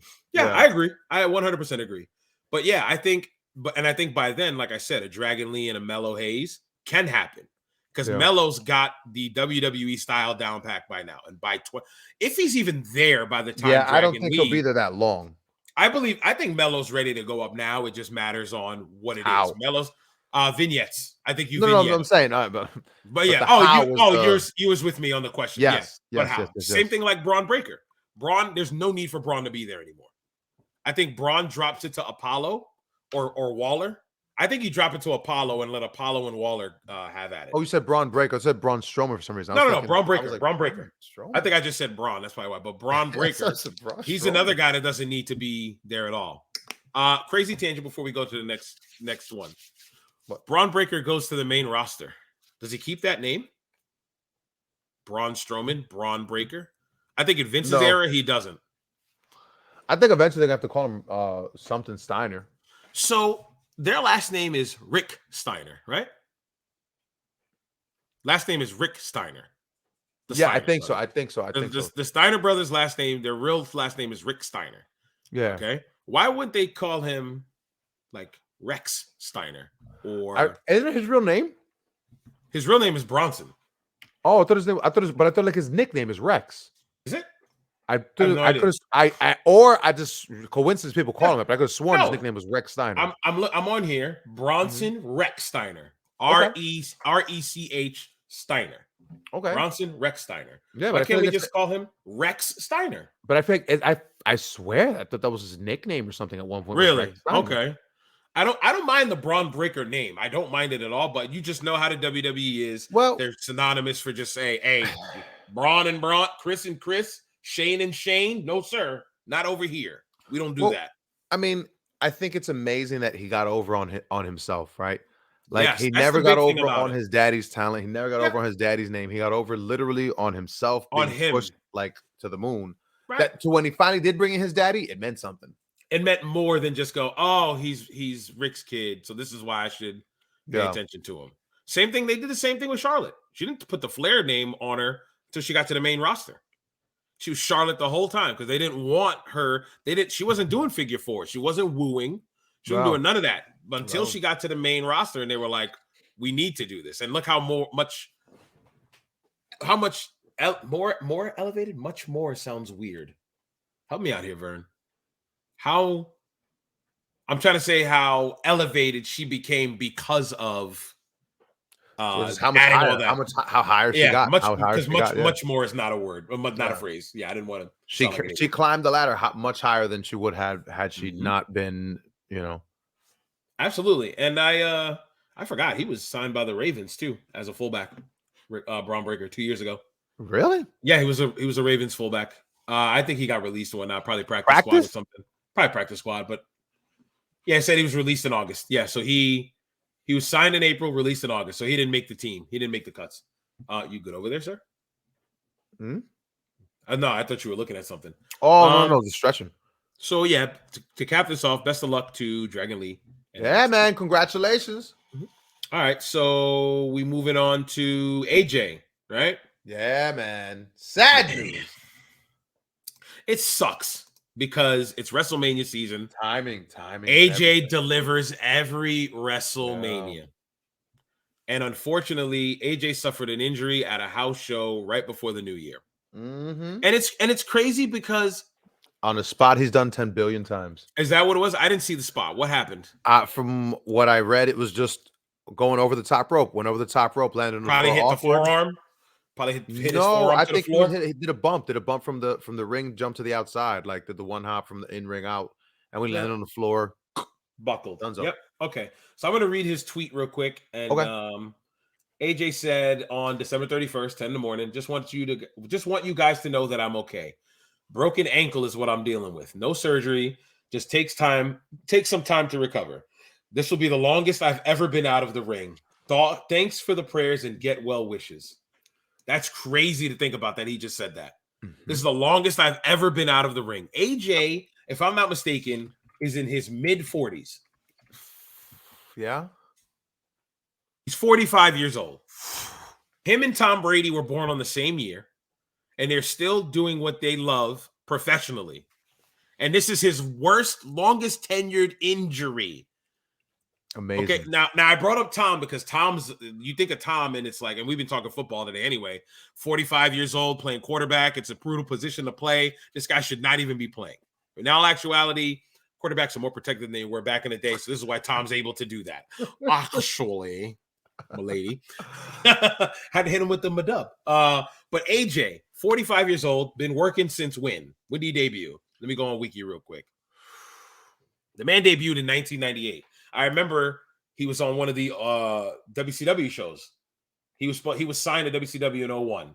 And he was Air Raid, Air Styles, and Air Paris. I don't remember who Air Paris was. I remember Air Paris. Yeah, I don't remember Air Paris, but they worked together. And they were on 2001 WCW. He was the TNA guy. He was the white meat baby face for TNA and Impact Wrestling for Lord knows how long. I mean, that's how I found out about AJ Styles. I mean, some people say, oh, I remember him from Ring of Honor. Actually, would be Ring of Honor. But for me, it was TNA. I seen him in TNA and I was like, man, this dude's talented. Why isn't he somewhere else? Right? Here he comes. He comes to the WWE, what? 7 years ago. At the Rumble, it'll be 7 years. So AJ came to the WWE at 38 years old. Vern, I'm 38 right now. Bro. Put that into perspective, man. All right, to put that in perspective, I'm a big boy, 6'3", 350 pounds. I was on my knee for 5 minutes, bare knee, hardwood floor, watching one of my trainees have a match at an NCW show the night we won the titles. My knee swelled for 5 minutes of kneeling. Vern, I kid you not, to this day, my left knee tells me it hurts if I kneel, brother. Okay? What? How old are you? I'm old, bro. AJ's out here and he's telling me he just suffered the worst injury of his 27. Yo, I kid you not, I couldn't bend my knee for weeks. Amazing. It still hurts to this day. This happened in November. It's January. Wow. I'm old. This man is 45, suffered his worst injury of his career right now, and doesn't need surgery. Shout out to AJ. It's crazy how the get better, body, King. Get better. Yes, how the body of a professional wrestler can take all that at the age of 45, get his worst injury ever, and the longest he's ever been out. Oh. And he's lucky, no surgery. It's probably like a hairline fracture or something. And it's just going to set itself. I mean, rock the air boot. Just set it on itself. He's going to walk in a boot for a few weeks. And he's good. For a few months, maybe. And he's good. Yeah. But it sucks because we don't get him for Mania. We don't know what they were going to do. But I'm sure it would have been OC. The payday must be killing him, yo. I'm sure it was something. It might have been, who knows? OC Judgment Day. Who knows? Who knows where they would have went? Who knows? Yeah. But we still got some time. Right. But now, AJ, let's be honest, AJ de facto leader. And you just look at it and you go, this guy, the guy that's the most over, is the leader of this group. So now you've got a group with no leader. Now, how are you going to use AJ? Are you going to sit at home, AJ, rest, relax? You've done so much for us. You can chill. Or AJ, I still need you at shows. Can you cut promos? Is that what you think? I don't know if it's promos because because AJ, right? Promos. They've been doing more, and like his last promo wasn't that horrible, but his promos still have that TNA in it. Little Impact. Hey man, let me ask you a question. Yeah, man. That like he always has that weird thinking, that long pregnant pause. Yeah, big thinker. I hate that. Yeah. He's a big thinker. I mean, I get it. But I don't know. I mean, it's either. I mean, if it's me, I'm the boss. AJ, your kids. You got 4 kids, or you got 4 kids. Be with the wife. Yeah, man. Relax. Take time off. You've been ripping and running for us for 7 years. Take some time off. But it does suck. It does suck. Hopefully he's back for Mania. Yeah. But if that's the case, then it's gonna be like, well, I'm showing up at Mania and I'm gonna wrestle whoever. Kind of like a Cody. You know what I mean? Like Cody last year. Not something you can develop and make a story out of with the rest of his crew that you were just starting to put together, you know? So you don't like long-term storytelling? Is that what you're telling me? No, I actually like long-term storytelling. God. Oh. Actually, milady, I do like long-term storytelling. Did you see MJF and Wardlow? No. Longest story ever. What's wrong with you? God. All right, I can't do that for that long. My God. eyes start watering. Get better, AJ. You had anything else to say? Get better, brother. All right, let's get to the ladies. Why are you groaning? No, nothing. My bad. I had a deep sigh. Oh, it has nothing to do with talking about Mercedes Mone. Yo, what was that? I'm sorry. Listen, all I know is this is the news bit of news in wrestling media that I was like, it was the worst, dumbest, just no one cares secret. And yeah, it was the worst kept secret. Yep, they screwed. And that it's up. just like this minority voice in the internet is trying to convince all of us this is a big deal. But hold on. Stop. Let me talk. Why are you making that face already? Is it not? Vern? Is it not a big deal? It's a big deal for who? How do you often? think- Hold on. Let me ask a question before you go. How often do women work New Japan Pro Wrestling? Oh, it just started. Yeah, I'm not disagreeing with you with the historical implication of it. I'm not going to disagree with that. That's the big deal to me. Sure. I'm not talking about, oh my God, Sasha Banks is in Japan. That's a big deal. I think it goes the way her going there is in the same lane as FTR took the L to a WWE contracted wrestler. I was going to say Ronda coming in. I was going to say that.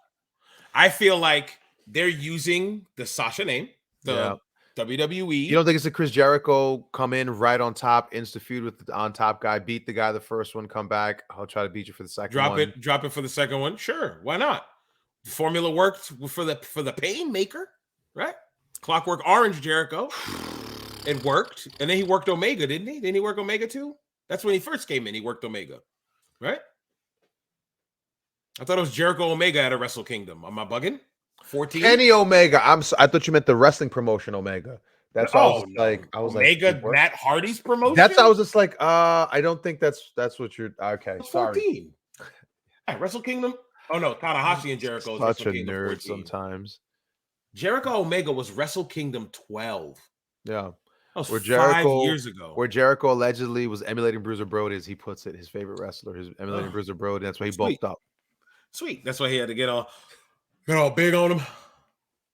Okay.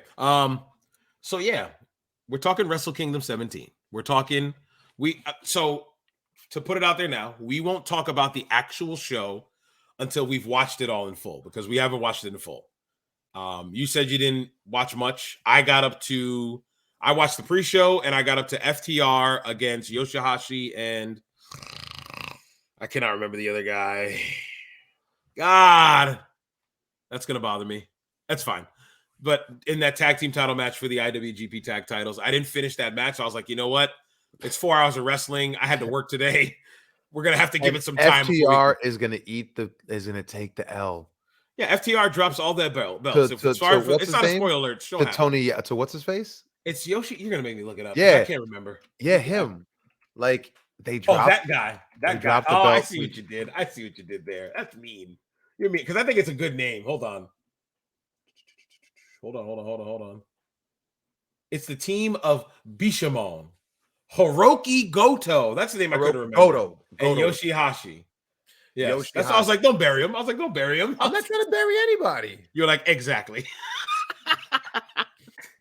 You think you slick, sir. You think you slick. So yes, let's talk about money. Let's talk money. Listen, I hear a lot of people saying Monet. It's not Monet. Okay, it's Monet. It's supposed to sound like money, but it's Monet. If you hear her when she did her entrance, you can hear it all through the beginning of the song. Monet, Monet. I was like, oh, that's how she wants it pronounced. Money. Because even Kevin Kelly was like Monet, and I'm like, that's not what she said. Monet. I said she said Monet. It's Mercedes Monet. Let's start there. What do you think of the name? Let me pop it up. Let me pop her up while we're talking about her. Yeah, there you can see you. She's watching you, Vern. Audio listeners, honestly, I got Mercedes on the screen. I'm not a fan of the name. I really, you know what? If you're gonna go for a name change your name. So here's 2 ideas for a name change. Let me pop over here. Here I am. Hi guys. Here's a idea for names. Mercedes Banks works a lot better than I think Mercedes Mone, right? But because you give people a chance to mispronounce your name. Let's be honest. Let's not act like we don't know who she is. She's Sasha Banks. But that's what I'm saying. So then why not just give her why not just be Mercedes Vernado? Why not just have gone her real name? There's nothing to it. Scott Hall and Kevin Nash. No. I agree with you. Cool. I get you, but it's just Mercedes Vernado is not a cool name. That's like me using my shoot name. She should have gone back to. She should have gone to KV, KVM, KVM, whatever. I just think that I like the idea, right, of Sasha Money. Oh no, Mercedes Money. Monet, excuse me. I like the play on words, etc. But I couldn't wait to correct you countless times. It loses its flavor. It's a piece of gum. I chewed it and go. So 2 minutes in, I'm just like, this was the flavor. It's gone. How about this one? Mercedes. Are you gonna get trademarked in Japan for just going with Mercedes? Who knows? Maybe she don't want to be applied to Mercedes Martinez. Who knows? Yeah. All I'm saying is, I just think that the name is whatever. Yeah. But this whole thing, man. I don't have a picture of her. Hold on. I could have sworn I had another picture. There's a picture I wanted to show you. I could have sworn I had it. Boom, boom, boom. Where is it? Oh, I thought I had a picture of her entrance gear, how she came out. I wanted to show you. I just want to make sure you. Oh, with the Statue of Liberty thing over. Yeah, it was kind of. I don't think it was Statue of Liberty. I think it has to do with Japanese culture, because that's like the big gimmicks they wear on their heads for Japanese culture. Because she came out with a Japanese robe. Her song popped on. I thought I had the picture. I'll see if I can grab it real quick. Here, let's take her. Let's take her off real quick. I'm gonna try and find a picture of it. But yeah, she had the robe, Japanese robe, and all that. She's always been in, for her. I'm not gonna say it's something bad, but for her body, in good shape, because she's a little girl. Like we've shared locker rooms with her when she was on Mercedes KV in the Indies, and she probably doesn't even come up to here on me. And I'm 6'3". When I said hello to her, I said, wow. Like, because I seen her in the Chaotic and stuff, and I was like, wow, she is tiny. Mercedes is a very small woman, but she doesn't show that in the ring, which is great. Doesn't show it in the ring. She comes off as a dominant person, right? Which is how you're supposed to be, larger than life. All right, I found a photo, so let's see if I could. Oh, I see why. Okay, I could probably still use it. Okay, so yeah, I thought I liked how she looked coming out. Yeah, I didn't like the. Let me see. Did I name it? I didn't like her working or coming out in those boots, though. I wasn't a fan. What was up with the heels? The heels were crazy. It was something. It was wild. Like when I saw it, I was like, are you gonna get physical in that? Like, what are we gonna do here? I was a little weird because I saw her walking down. I'm like, okay, I like the Japanese robe and the head gimmick, and I'm like, okay, that looks cool. All right, here it goes. I got it now. One of the following. Okay, maybe I don't. Okay, forget it. I had it and then I lost it. Let's use this one. Nope, that's the one I tried to use. We're doing it live, brother. Okay, that's good. That's a good one. Here we go. Can I use that file? I can't. Nope, I can't use that file. Forget it. Mercedes doesn't want us to be great. Forget it. So yeah, she came out. Look at how she looked. Not bad. Then she came out and she shook her hand, right? I'm trying to remember this not verbatim, but like play by play. She shook Kairi Sane's hand, who was I called her Kairi Sane. She's just Kairi now, because Kairi Sane was her slave name. Shook her hand and then pulled her in, gory special, to throw her out for a DDT. People were burying her because they said she botched her only physicality of the night. And I'm thinking in my head, well, wrestling's two ways. Not everything can be on one person. Mercedes did everything right on her end, and Kyrie just landed early. So what it happens to what happens, it doesn't matter. I probably would have simplified the physicality, right? Throw a punch, Vern, something simple. Yeah, something that's what I'm saying. Yeah. Something simple. You don't need to elaborate move, whatever. But what happens there happens. What did you think about the physicality? Is there anything to think about, to be honest? It was a video game moment. I hate moments that feel like, here comes a video game. We're talking. What happened there? Yup, talk, dramatic handshake. You know what? It goes back to what we said before. I hate when you need to recreate like moments from the Attitude Era where you need to recreate the handshake, pull away, pull you back in real tight. Oh, yup. Hold on. I'm looking at you. I'm pulling you close. Come here. Look at me. I got to pull. Look other way. Go other way. I'm pulling you close. All right. Pull close. And now. Oh, wait. Oh, you're looking that way? I didn't know I wanted you to look. I hate things like that just feel like it's overproduced or overdone. Why are we doing this? Yeah. Keep it simple. What was the point? No, because you know what? The problem was. The problem is just right. It's as Jim Cornette likes to say, you want a degree of difficulty of 5, right? A degree of difficulty of about a 7, but but the execution or a 5, and you want the execution, right? He goes, execute better, but do simple things. Do simple things really good, and you don't have to do complicated things. So, like, all right, I want to ask you a question. Maybe I said that butchered, but you know what I mean. No, not what you meant. Basically, Jim Cornette's thing is get the basics. Keep it simple, stupid, and get the basics right. Get the basics right, and you can keep it simple, and it works. Correct. So, ask you a question. Mercedes debuts in AEW.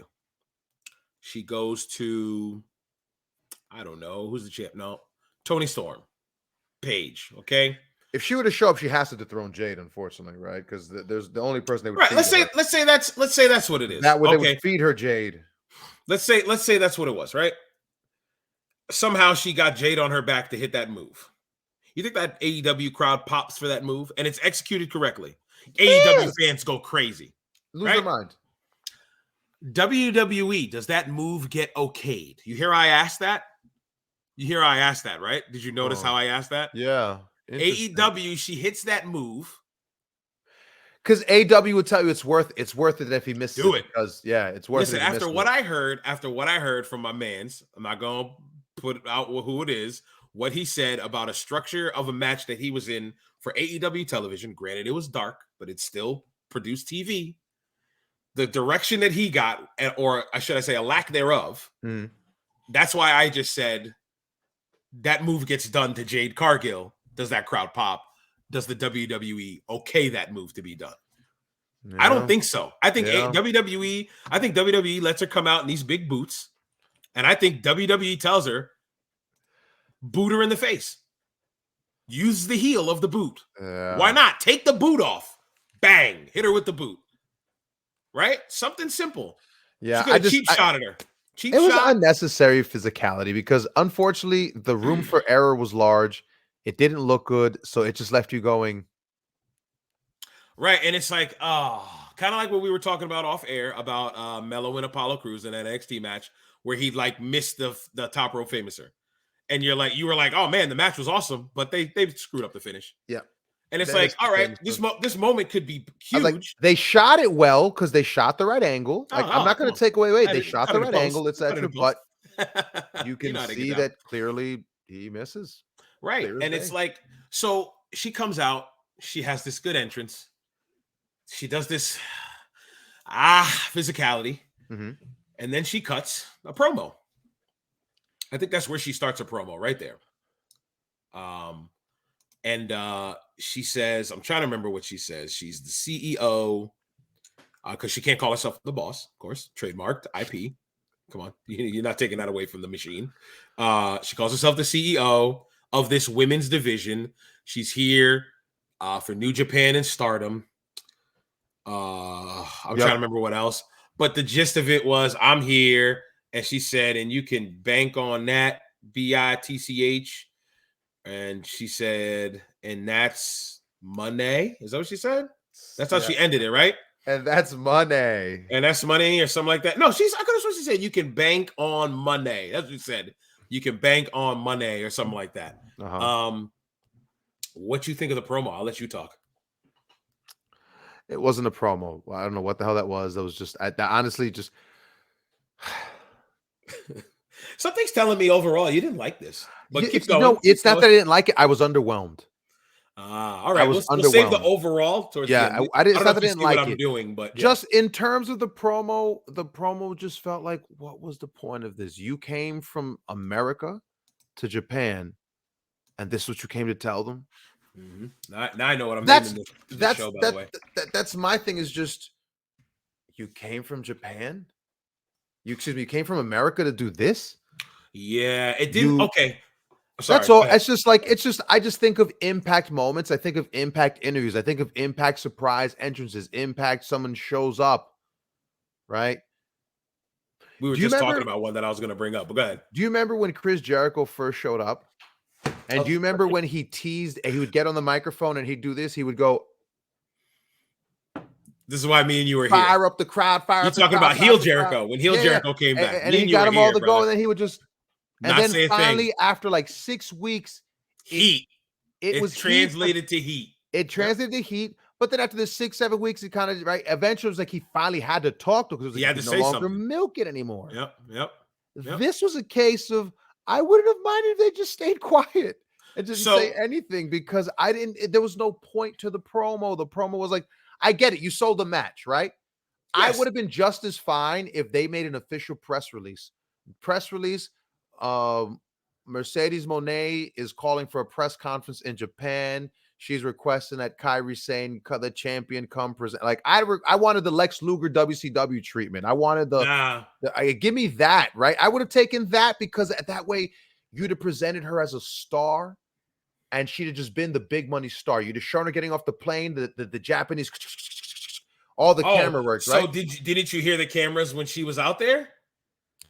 Okay. Yes, but like, so the handshake was a very long handshake, because they had to take the photos, and you know how big that is in Japan. That's going to be in newspapers today. Correct. That was in newspapers today, definitely. Correct. In the sports section. But go ahead. Sorry, I mean to cut you off. That's what I mean. You don't think it's weird that Mercedes made it to Japan and we didn't see a single photo of her? Out here, you mean? Yes. Right? That's what I'm saying. Just like the buzz of her being this gigantic star and like this is a huge acquisition. I'm just saying, when they shook hands, all you heard was, right? Nobody was missing any angle on that shot. Oh, no. Everybody got their shots. They're good. Okay. They shuttered that button. This girl came to Japan and hid out in secret this entire time. No one had a single photo of her. Not a single person saw her. Nothing. Maybe she was in quarantine or something. Who knows? I don't know. I'm just saying. I got you, God. But I'm just saying, God. Like it's like this was big, but I think this was big only in our community, right? Like, this was big to us. This was a moment where all the good guys are glad. Yeah. But in the aspect of the business, most WWE faithful probably don't care much. I don't think they just heard like, oh, she's there now. Okay. She's back. Wow, does that mean she's coming back here soon? Mm-hmm. So I will disagree with you in saying that you don't think it's big. I think it's big for the business, the company. The ladies don't get to wrestle, because I was thinking in my head one day, I was like, oh, Sasha's going to be in New Japan. I'm thinking in my head, do women ever wrestle in New Japan? And I'm sitting back and I'm like, And I'm top of my head, I'm like, they don't. This belt was the purpose for that. Correct. So she's bringing the star power that New Japan is trying to capitalize on. Because if not, then they'd have to take Stardom ladies and allow them to develop and become stars. Kairi is known. Yeah, right. Kairi's known internationally because she worked in the E. Granted, I think she had a short tenure on the main roster, but still, NXT, you're in the E. I don't care what anybody says.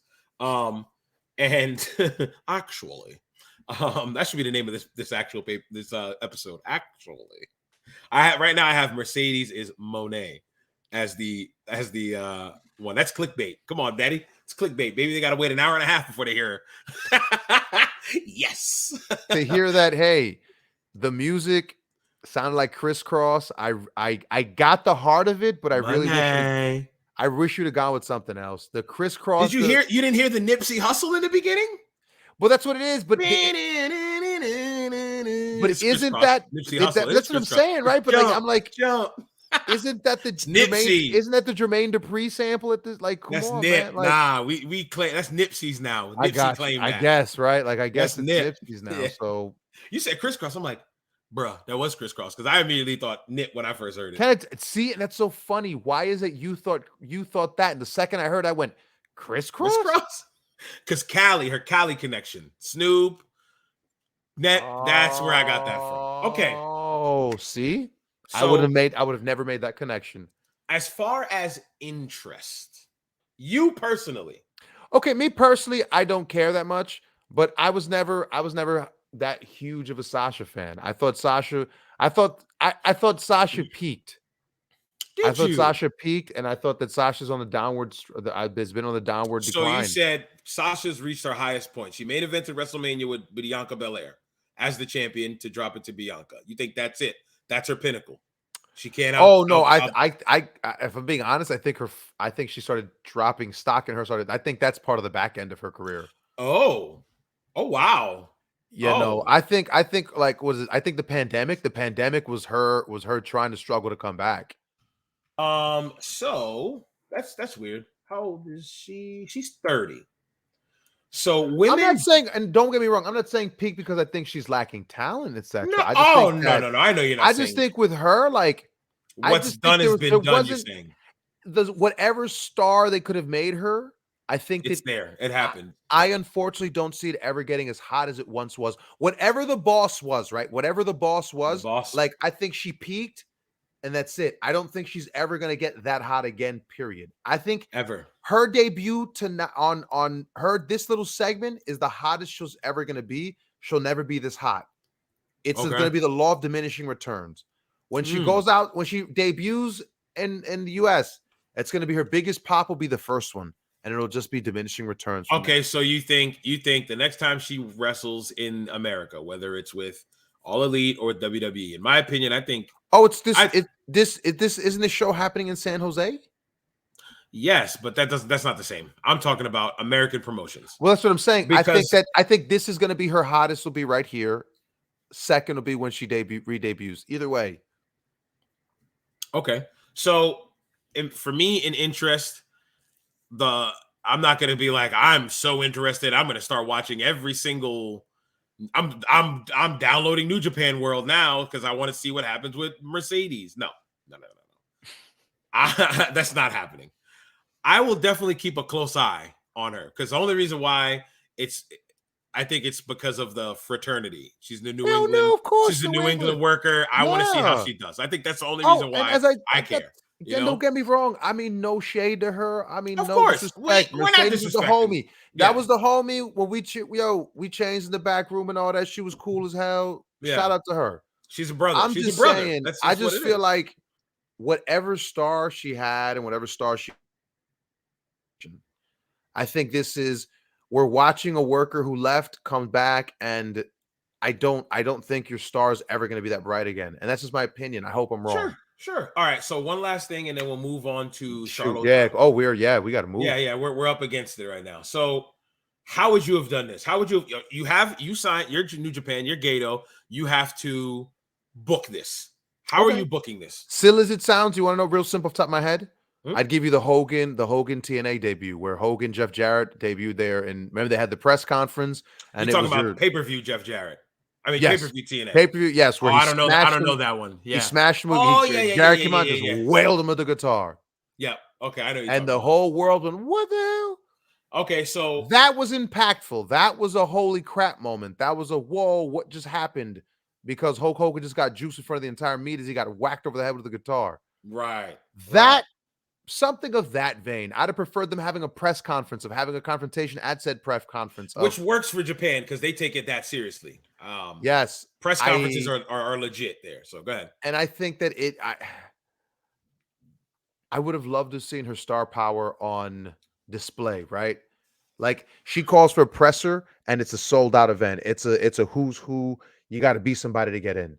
Okay. That would have shown off her level of talent. Yeah. Like I said, having no paparazzis, not seeing anything, just her being there. More than enough. Nobody snapped a picture of her. Nobody went, "Ooh, is that Mercedes?" No wrestling fan, no sponsor went, "Look." Nobody. That's true. That's all I'm so saying. Look, this would be my version. Okay. So I'm Gato. It's Wrestle Kingdom. It's our WrestleMania. It's our WrestleMania. I want Sasha in the ring. Okay. I don't mind the physicality. I didn't like this physicality though. Okay.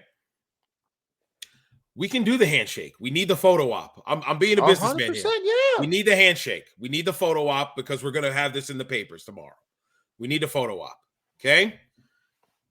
Don't even do the old school here thing where she raises Kairi's hand or anything like that. Have Kairi about to walk away.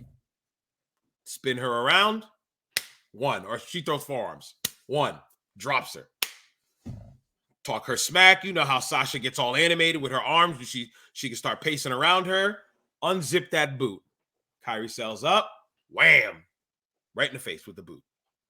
Sasha picks up the microphone. I'll see you in San Jose. Mic drop. Play my music. Raise the belt like she did. Oh, look, right here. Just like this. I'll see you in San Jose, Kairi-san. Boom. Drop the mic. Raise her belt. Ski-daddle. Get out of there. 3 minutes. All this other stuff she said in that promo, save it. Save it for, or cut it. Save it or cut it for when you need to do actual promos for the actual match. You didn't need to do all of that at once. What they say, less is more. Sit. Come in. Star power. You know who I am. Correct. You know why I'm here. You're a worthy opponent. Shake your hand. Lingering, daddy. Lingering.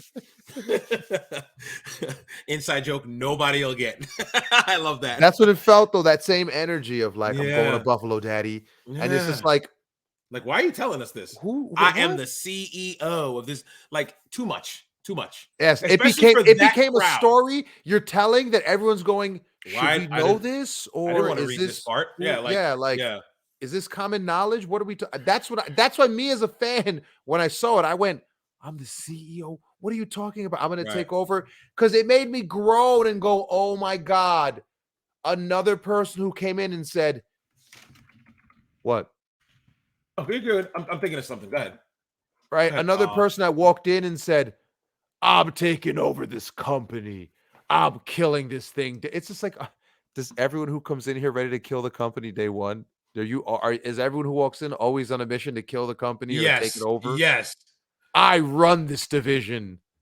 So day why one, couldn't she have said I'm the boss in Japanese? Just learn the words that say I'm the boss. I went to Google real quick. That's what I was doing. I went to Google real quick. I'm the boss. I cannot say that. Oh my God. Okay. Watashi wa joshi desu. I kind of said it all right. I just did the you at the end. Thanks, lady. But she could have said that. If she said that in Japan, everything else was English, and she said that in Japanese, people would have reacted way more. Because what she got was the opening match. They're chaining. Ooh, big move. That's the reaction she got. And it was from a select few of people there. It wasn't, there's 25,000, right?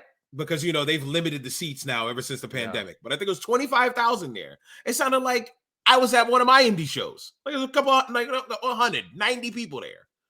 You know what I mean? So it was like, damn. I think it was overdone. That's my take on it. Overdone. Could have kept it simple. Call it a day. She would have looked like a star. She cut the promo like that. I'll see you in San Jose. Boom. Boss out. champion.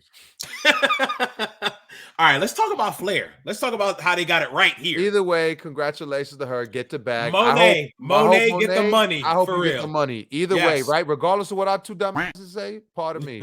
Yeah, our dumb self say, bump that. I'll Yo, get your money. Get the bag. I really do hope you got more money than Jericho per match. I mean that from the bottom of my heart. I hope you got 10 times more than him. I hope this is a high stakes robbery that she's doing. She's pulling the heist on a Money Mayweather fight. I hope you go in there, do nothing, lay down, and get your bag and laugh all the way to the bank. Come back to all the way back to the Fed. I think that's how this ends up with her back in the Fed. It has to. Because I can't see you going from New Japan to Soraya's mystery tag partner. Sorry, well, she's not. That's the beauty. Sorry. She's not Soraya's mystery tag partner. Spoiler alert. I read a few conspiracy theories. Sorry. It's not, though. It's not. She announced it today. That's what I was telling you. She announced it today. Sorry. It's Tony Storm. Oh, I didn't watch. Okay. Yeah, it's Tony Storm. Okay. It's Tony Storm. Oh, okay, good. Okay. Because as of this morning, it was still like a thing. Okay. Oh, it's Sasha. No, it's not. No. Because everyone was like, she's gonna fly back to Japan. I was like, she's gonna fly same day and do it like what? She's gonna fly back in a week? No, not happening. All right, let's talk about Charlotte, shall we? Charlotte came back last week on Friday. The Queen of Queens, Daddy. The GOAT herself. Rightfully so. Charlotte. Okay. They were ranking, before we go, damn, we're going to go over 2 hours. They were ranking the 4 horsewomen on Busted Open. Look at my elephant knuckles. Jesus. They were ranking the 4 horsewomen on Busted Open. If you had to rank the 4 horsewomen, can you rank them right now? Charlotte's your number 1. Ooh. Remember bodies of work now. Remember bodies of work. Yeah. Ooh.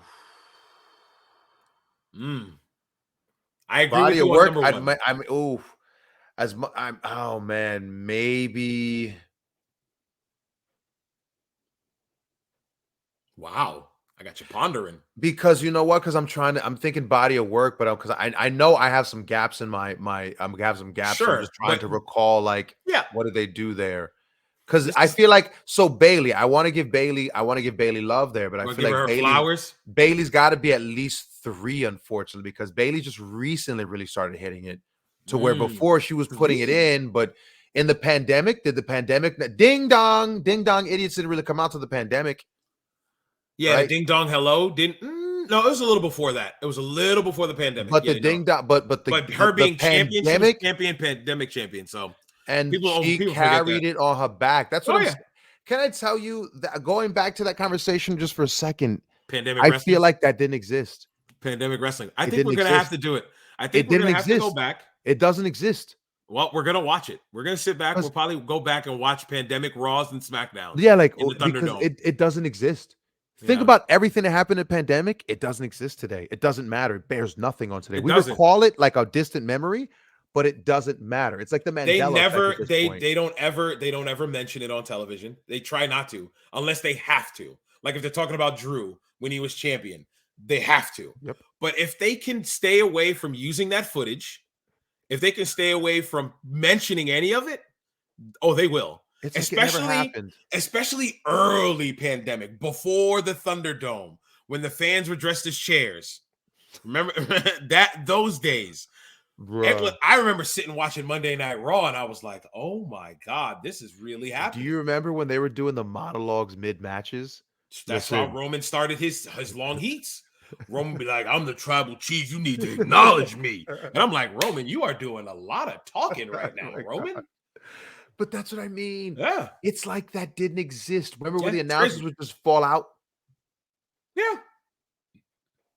And it's just come on, champion. It's weird. Champion. Come on, champion. That straight TV studio show. No, you're not gonna get me. What is happening? Gosh. It was weird. But it was weird. But regardless. We need to Bailey but so anyway, number 3. I gotta give Bailey 3. 3. Who's 2? This is where who's 2? I did it and you weren't looking. I know Say it. Say it. as much as I don't She's want to. two. Sasha's two, yeah. Sasha's two. So my Sasha's four. two, Becky's and your Becky. four. Becky still has to The be four, man. and I want to give Becky above Bailey because you know what? I actually maybe that's it. Maybe I gotta rescind myself. All right, that's our Becky's list. 3, Bailey's 4 because I'm thinking about it. Thank you. Becky jumped ahead of Bailey. Becky has eclipsed Bailey in this instance. Bailey at this point. Bailey's left Bailey now where she's at now. She's with the haircut, the new attitude, the group. I think she's finding the place that she's in the chance to move and take her spot at the top. Right now, she's struggling because that group is not gaining traction. They're spinning their wheels. So that's the tough problem there. But don't get me wrong, I love me some Bailey. So this is why when I said it out loud, I was like, you know what? When you said the man, I said I can't deny Becky. Because listen, I can't deny that. I'm doing that oh well, she left late. No. She has come so far. She made her and Bianca. She made Bianca. SummerSlam match for sure. That 34-second match that year ago. Yes, the match that triggered every angry, sweaty neckbeard. Why'd she win so fast? You're burying Bianca. She just came back. Why does the WWE always do this? And she created her, gave her a rub that only a wrestling fan could truly appreciate. Now took a year to make. I wasn't a fan of heel Becky. The heel Becky promos, we talked about it. They were weird. They were Schmiegel weird. Becky, it was weird. My precious. My precious. They were weird. They were weird AF. But once we got for the to accent, Becky, I apologize. When we got to the end game, the final chapter of the story, fantastic finish, great match. We talked about it enough already. Go back in the archives. My God, we can say that now. Go back in the archives and go find that one. I don't remember what episode. It would take me forever to scroll and find it. But my list, I agree with you. 1, 2, 3, and 4. Charlotte, Sasha, Becky, Bailey. You want to know why these 3 are there? WrestleMania main events. No. Bailey's never been in one. That's simple. You know what I'm saying? Yeah, man.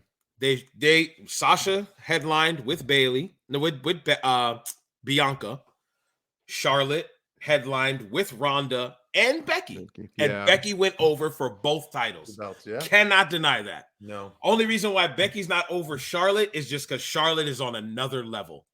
The man is over, but Charlotte is getting close to her dad status, in my opinion, with all the titles and all that stuff. And speaking of titles, because we've been on a tangent, and it was about 7 minutes. We were here to talk about the Charlotte fact that she came back and won she her 13th, 14th? 12th or 13th or 14th. I'll look it up real quick. But yeah, either way, the belt's back on Charlotte. She's back. First night back.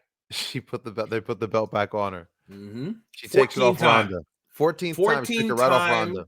Women's World Champion and 17th. Oh, they're probably counting NXT belts. Yes. Yeah. Now they recognize it. Now when Triple H is at Fed, they recognize NXT. Yeah, because she was the inaugural Raw Women's Champion. She's won that belt 6 times. She was the SmackDown Women's Champion. She won that 7 times. She was a Women's Tag Team Champion. So that's the 14 world titles. The tag belt with Asuka they're talking about. Oh. She is a 13-time world women's champion. I can't say world because it's Raw and SmackDown. But she's a 13-time women's champion. If you count the Divas NXT, I mean, she was a Divas champion too. So that is 14. Wow. She won the Divas title. And then she became the inaugural Raw Women's Champion. Oh, I remember that. I remember that. I don't remember when Stephanie was making an evolution of everything. You know what I mean? Changing up the guard. She got Match of the Year, the WWE Year-End Awards with Becky Lynch at Evolution. Wow, good for her, actually. So yeah, let's talk about let's show what happened. That's what I've been waiting to do. Let's show what happened. I kind of have to. What do I do here to make this happen? I kind of want it to stop. I can't pause it. Oh, I can. I'm a meatball. Okay. You can't pause it like that on your phone. So that's why I was like, how am I going to do this? That's just us spread out. And that's because I'm not sharing the screen. You know, I'm a professional, Vern. I hope you know this. I'm an absolute pro at this, okay? All right, can I full screen? I thought I full screen when we did it with Logan Paul. Did we not? Did we leave it right here? I don't remember. Look at this comment. That Charlotte in the Bank contract goes crazy. That's a good one. That Charlotte in the Bank contract. I love it. All right. So we're going to just... Sometimes you see witty ones. Sometimes people get some good witty ones. Compared to the other ones we was reading about, I forgot who it was. Whatever. Was it? Yeah. It was Charlotte. It was Charlotte. I think we scroll down. And, oh, yeah. There's one right here. I'm not even going to read it. Not even going to read it. Actually, why not? Vince is gone, and yet she's still getting special treatment under Triple H's regime just because of who her dad is. Rare L by Hunter. Shaking my head, hand on face emoji. All right, just like you're doing right now. All right, we're going to show the clip real quick. We're going to pop it up real quick. And should I do it with audio? It'd probably help for the audio listener so they can hear it. This is Charlotte coming back on SmackDown after being gone for months and winning the SmackDown Women's Championship from Ronda Rousey right there on the spot. All right. I think she cut a promo. She's like, I'm not here to wrestle you at the Rumble. I'm here to wrestle you now or something like that. Work you tonight or something she said. Mm-hmm. But let's go. Let's goaded her into it, which was, I mean, that was part of what was clunky, was just like, she just had that great match with Raquel. Why did she let herself get goaded into a match? That was weird. That's crazy. Since Ronda's been back, that match with Raquel was probably her best match. And this was the part that was the strangest of it all. Right. And then Charlotte comes out and she drops the title. So yeah, let's talk about that in a second. Go ahead. We're going to show this. Go ahead. Ronda slowly back to her feet. Spear by Charlotte. Ronda, though, turns it around. Ronda looking for the arm bar. Trying to look at shoulders down. Charlotte got her. Charlotte got her. I like the new Michael Cole voice. What happened? Michael Cole, what voice? His new call voice. Have you noticed he does it now? Charlotte got him. Charlotte got him. Charlotte got him. He does the like. Be more JR. Is that what they want? Be more JR. I feel like he got. Remember they used to make fun of JR with Oklahoma when Oklahoma go back on, back on, back on, back on. Yeah, Oklahoma. Like I feel like that's what he does now.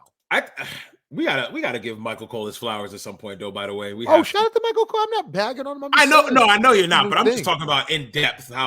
Think about how long Michael Cole's been there. 97. I saw young Michael Cole in 97 watching back the Raws. I was like, wow, 26 years. 26 years that man been working for the E. No Jim Ross where you get fired and stuff like that, but that's another day. Charlotte defeating Ronda. What did you think about it? I mean, you touched on it a little bit. What do you think about it? And then we're going to go to our favorite promotion. Yo, honestly, it should have happened long. The fact that Ronda had her best match is probably the crappiest part about it, but it's something that we've all been waiting for Ronda to lose the belt. So we've yes, all lived in no credible champion. Since she beat Liv Morgan. The fan base was never going to accept anyone but Charlotte taking the belt off of her. Well, Raquel had a good showing, but Raquel, I like that they not limit, but they not humanize. I guess humanize because they didn't make her look like an absolute demon. Yeah, because Raquel normally is big back, big OD. She bodies everybody. Yep. Let's give her an arm injury, so she looks a little less superhuman than what she normally and it'll does. make sense that this girl's beating up on her. Yep. Correct. And that match was good. I'm watching it and I'm like, bro, these two are actually doing good. Because Ronda Liv, Ronda Shotzi, woof. Ronda, who else? Anybody, Ronda, to be honest. Who else did she work during this time? I know it was Liv, it was Shotzi. She worked Raquel. I feel like there was someone else. I love how it Natty, paused right when you were yawning. Natty, no? I think that was before she won the title, no? Oh, okay. No, might have been before the title. No. She came out with the stroller? Was Ronda the champ? Well, there was the stroller one, but I thought there was another one she did. Okay. I can't remember, but there's nobody on that SmackDown roster that was going to beat Ronda Rousey whatsoever. There's nobody they could have built to be like, she's going to be a formidable opponent. The fact that they did it on SmackDown, I mean, I get why. That SmackDown was like a pay-per-view. Let's be honest. It was. Yes, they gave you W quality matches, banger after banger after banger. They kept giving you quality match after quality match every single time. And then they had the main star power main event, John Cena, Roman Reigns, and then two best friends of Kevin Owens and Sami Zayn. So the way that was booked, H&M booked it like it was a TV pay-per-view. Yep. So it's like, what did you just send to me? You had that on deck? You had the banger after banger meme on deck? I've been waiting to use it. So yeah, I get kind of why they did that, because that kind of felt like you were watching a end of the year pay-per-view. Yeah. And they capped it off. So it kind of makes sense, because you would expect something like that at a pay-per-view. All right, oh man, just quick tangent. Sure, How are you feeling about the running, like, so Raw, 2 weeks in a row, Raw's had like an overall running story about the bloodline taking over. Sure. Yeah. And has it not been feeling like reminiscent of just old NWO, like NWO taking over, and then like finally like because when they got confronted, and like, how have you been feeling about that? Like the idea of like that the bloodline is taking over that NWO antagonist role, but in a way that every week the company's been responding in some way to them, and they've been, like, have you been finding it intriguing, or do you think like, this is kind of like waning on me here? So it's kind of like, I mean, it's very similar to the NWO role. Yeah, NWA that they're running roughshod and building enemies, right? And their enemies are also coming back. Their enemies are becoming friends just to fight back and get them out of there, right? Yeah. I mean, even Adam Pearce has become a more authoritative person instead of just the guy who gets messages from the boss. He's been now a guy, making more matches on his own, being fiery about it, even on that promo there. When he's like, I'm going to make all four of you guys work tonight or whatnot. All of you guys are in matches. So stuff like that, it's like, okay, I like it, because when it was NWO, and granted, this was, NWO was 27 years ago now when it formed, and then they ran roughshod. I mean, when they did the takeover, you're talking how long, Vern? Not 28. You're talking 98, was it? 97? Yeah. When they did Sold Out, when they took Nitro, and Bischoff had the idea of calling it NWO Nitro, and them having WCW Thunder. Could you imagine if that actually happened? No, I don't want to go that far. Can you imagine? I'm just, we'll talk off there. We'll have a whole discussion about NWO. But yes, I like it. To answer your question, yeah. I like. Okay, I've been appreciating it too. Yeah. Yes, it's been very good because it's little by little. Yeah. Raw's last couple of weeks, Raw's been hitting the last couple of weeks, huh? So let's think about it, because it makes sense. Why are they running roughshod? What tragic thing happened to the bloodline that they now feel like, in order for them to still feel like they're on top, they need to hurt everybody that's on the roster? What happened, Vern? And don't fall asleep on me, because you're falling asleep. I know. I read that. I was like, oh, we got to take it home soon. It's almost 2 a.m. Word. So, but what happened? Sami Zayn and Roman Reigns lost. Roman didn't get pinned, but Roman hasn't lost a match in mad years now. We're talking years. It's been like, I was going to say, has it been like 3 years since he's taken an L? A loss. If it was AEW and we did win-losses, Roman would have had an undefeated record since this whole story. And he lost. And it's to Cena and Owens because of Sami Zayn. So now they're getting word from the chief, we got to handle business. We got to show them who we are, because now they're going to think we soft. So that's why it makes sense for them doing what they're doing. NWO was just like, we're the good guys, we're the bad guys, and we're going to do what we want, and nobody can stop us because we're the cool ones, and everybody loves us. And that's when they started going from getting heel heat to being like, oh, these guys are awesome, I want to cheer for the NWO. And that's where the problem lied. Same thing is happening to the bloodline. Like, ever since they added Sammy, they get more cheers than jeers. But did you catch it crazy? Like, was it last SmackDown when the first SmackDown, so 2 SmackDowns ago, or was it 3, when Sammy acknowledged the fans and goes, dude, what are you mad for? They like it. They like what we're doing. They like that we're beating everybody up. What are you getting all upset for? Just enjoy it. I didn't catch that. Catch that. He on the mic. He says he said he said to Jay or something? No, Sammy. Sammy says it to Pierce. He says, Pierce, he goes, Pierce, what are you upset for, Pierce? I missed that. He's like, what are you upset for, Pierce? Look, listen to them. They like what we're doing. The fans pop. Fans were nuts. Of course they did. Yeah, and he goes, dude, just enjoy it like they are. What are you getting all bent out of shape for? Just get. And I was just like, that's an interesting take. That's like, Yeah. because that's These totally people like it. different. Because that's what he said to me. He was like, they like it, so we're just doing what they like. Just give them more of what they like. Yeah, absolutely. That's and crazy. he was just like, hey man, we can't do that stuff here. That's not how we can operate. That's not how we operate our business. It's not best for business. All right. And then they all had to get into matches and blah blah blah. Okay, we'll talk off air about that. That's fine. Sure. I liked it a lot, but let's get to it, man. Let's get to it, Vern.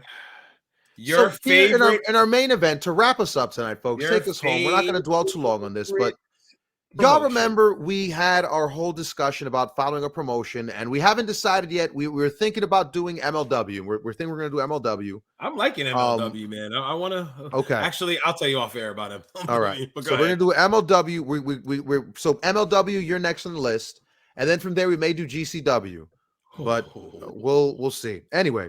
You still got to do your birthday gift too, by the way. Yeah, and we gotta go month to month. We're that's the idea. We usually go month to month. We go month to month booking, and we watch an entire everything your product puts out for that month or whatever that time slot we select. We watch everything you put out and decide if you made us a fan or not. Right.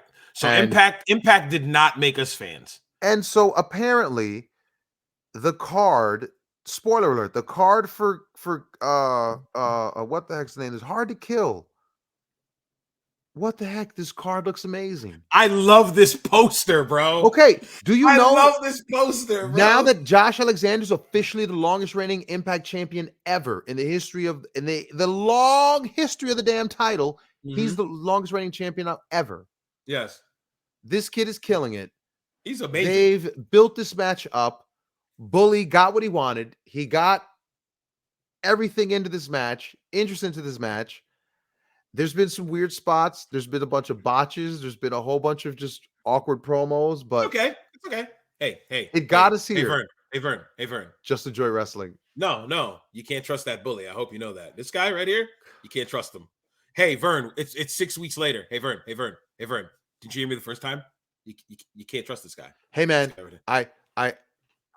I'm just going to figure it out for myself, man. All right, just let me figure it out for myself, man. That was rough. That's what I mean. So did we watch the wrong 6 weeks, apparently? I think we watched. So I think we did. Let's look at the card. Pull up the card. Are we going back and watching Impact?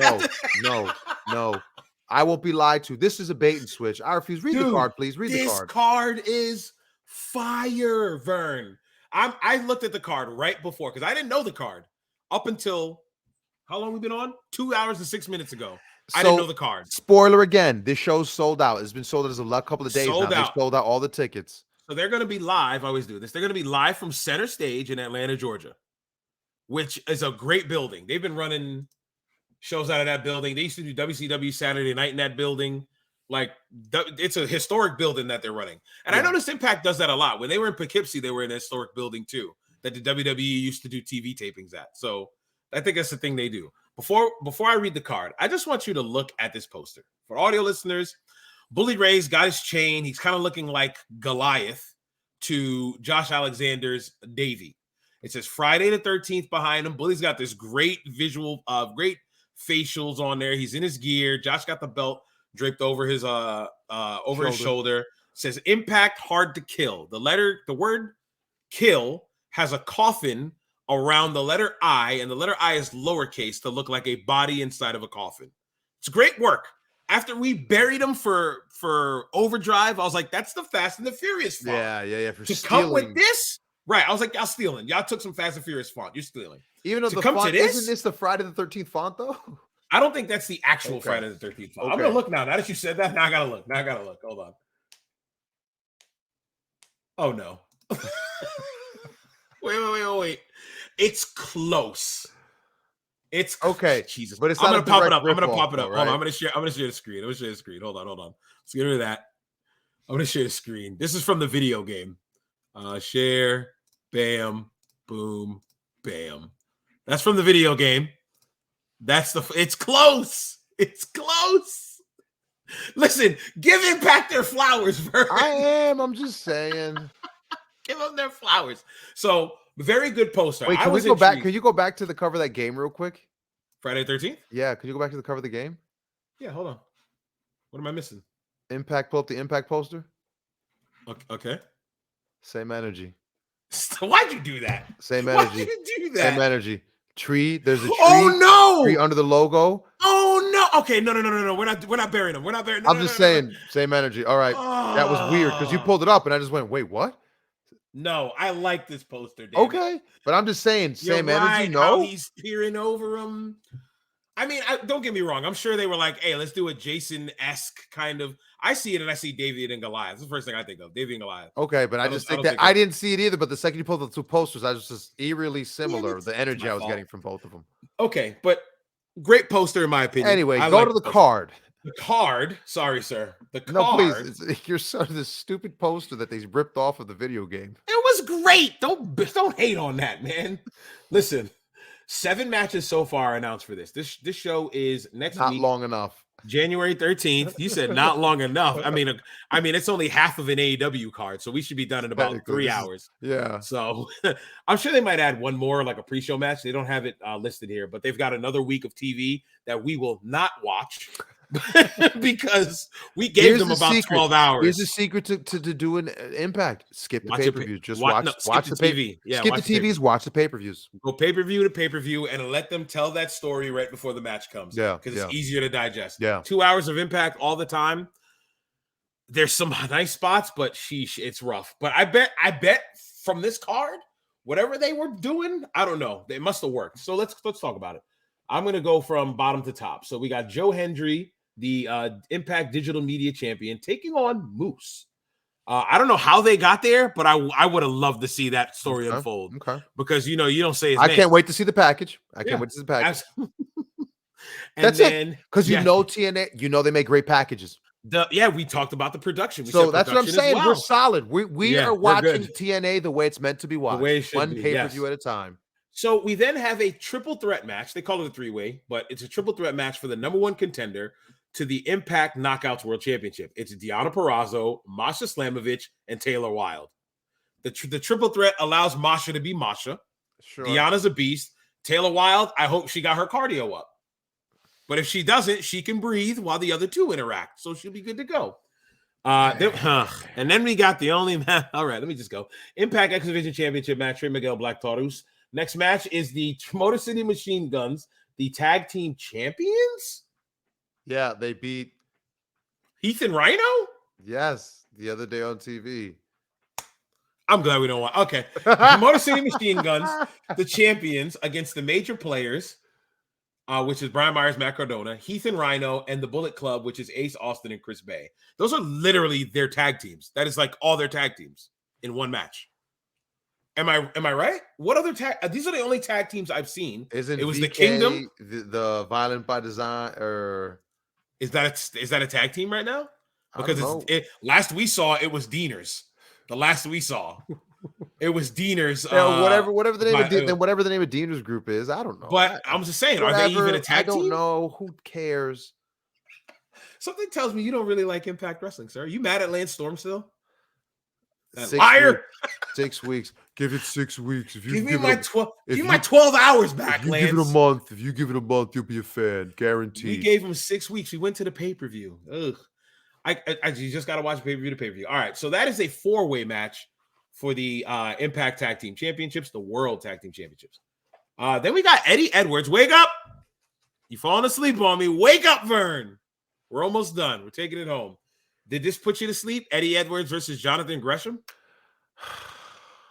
Can I tell you? Can I tell you? I have to get my magazine. I saw this. The picture of it, right? And I was like, "You grown?" He signed recently. I know. And then I read the caption under it, and then I read the story, and I read people saying congratulations, and oh my god, to who? Gresham? And the visual was ridiculous.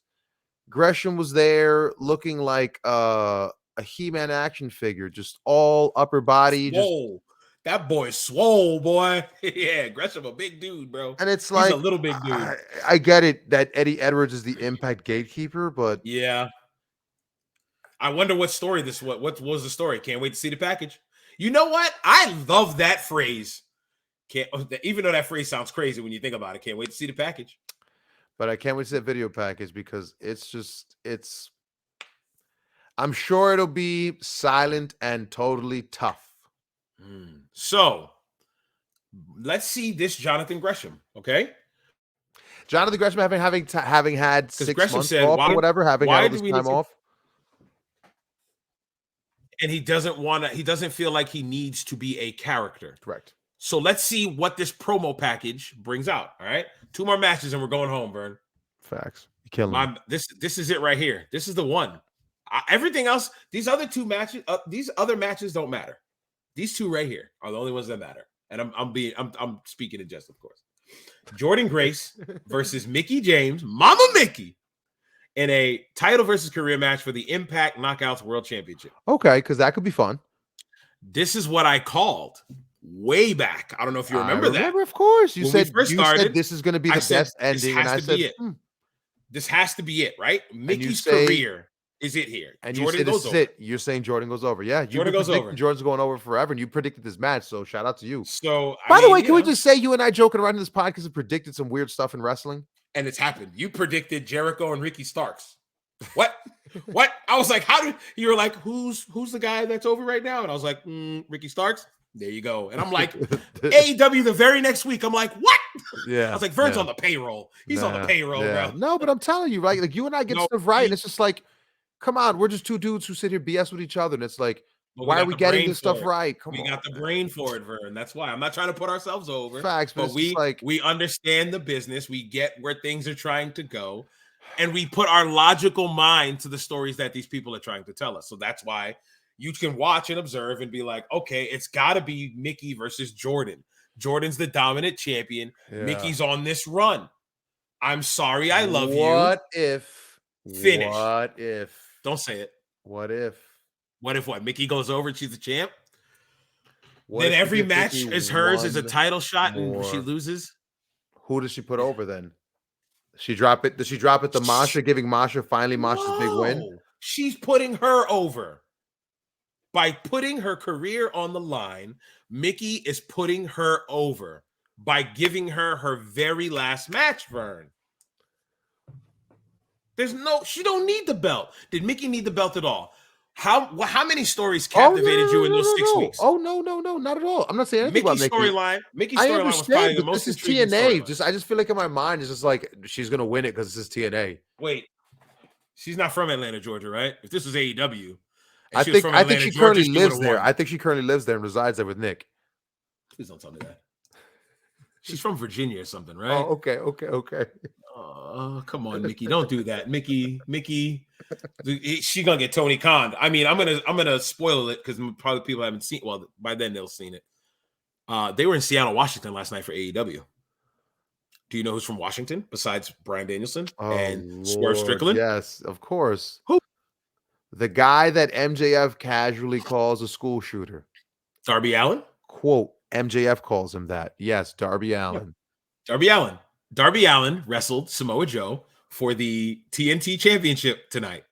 Can you tell me who won the match without watching it all? Darby, of course, because he's in his hometown. Darby Allin won because he was got to make him look like a star in front of his family. What else did he get after he won this match? What did they give him? What they do? Let's see if you can guess.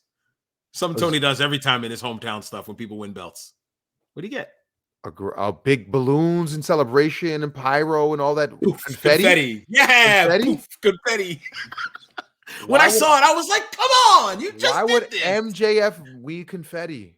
You mean Darby Allin? Why would Darby Allin need confetti? Was it black and white? Sting came out. No, it was just white. Sting came out, picked them up, hugged them. Moving on. So Jordan Grace and Mickie James, title versus career. This is how you put Jordan Grace over.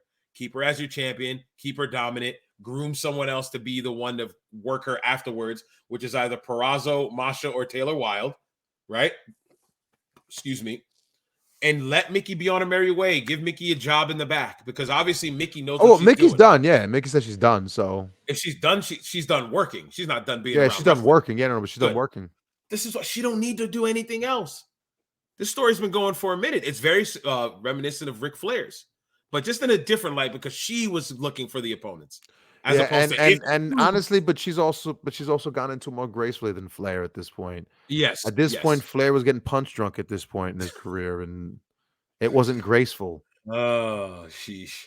So yeah, this is why I think this is the end of the road for Mickie James is right here. You put Mickie on. I don't think you put Mickie on before Alexander and Bully Ray either. I think you put Mickie on a match or two before that match. Okay. Like I would put Mickie and then maybe have Trey Miguel and Black Taurus or Eddie and Jonathan Gresham, then go to your Josh Alexander and Bully Ray match, which is the last match that we're going to talk about. It is a Full Metal Mayhem match, which is the Impact version of TLC, Tables, Ladders, and Chairs, for the Impact World Championship, and this is Bully Ray's Call Your Shot match. What do you think about the stipulation? Go ahead. What are you going to say? This is Bully Ray's going to take the big bump. That's why he wants it. Think so?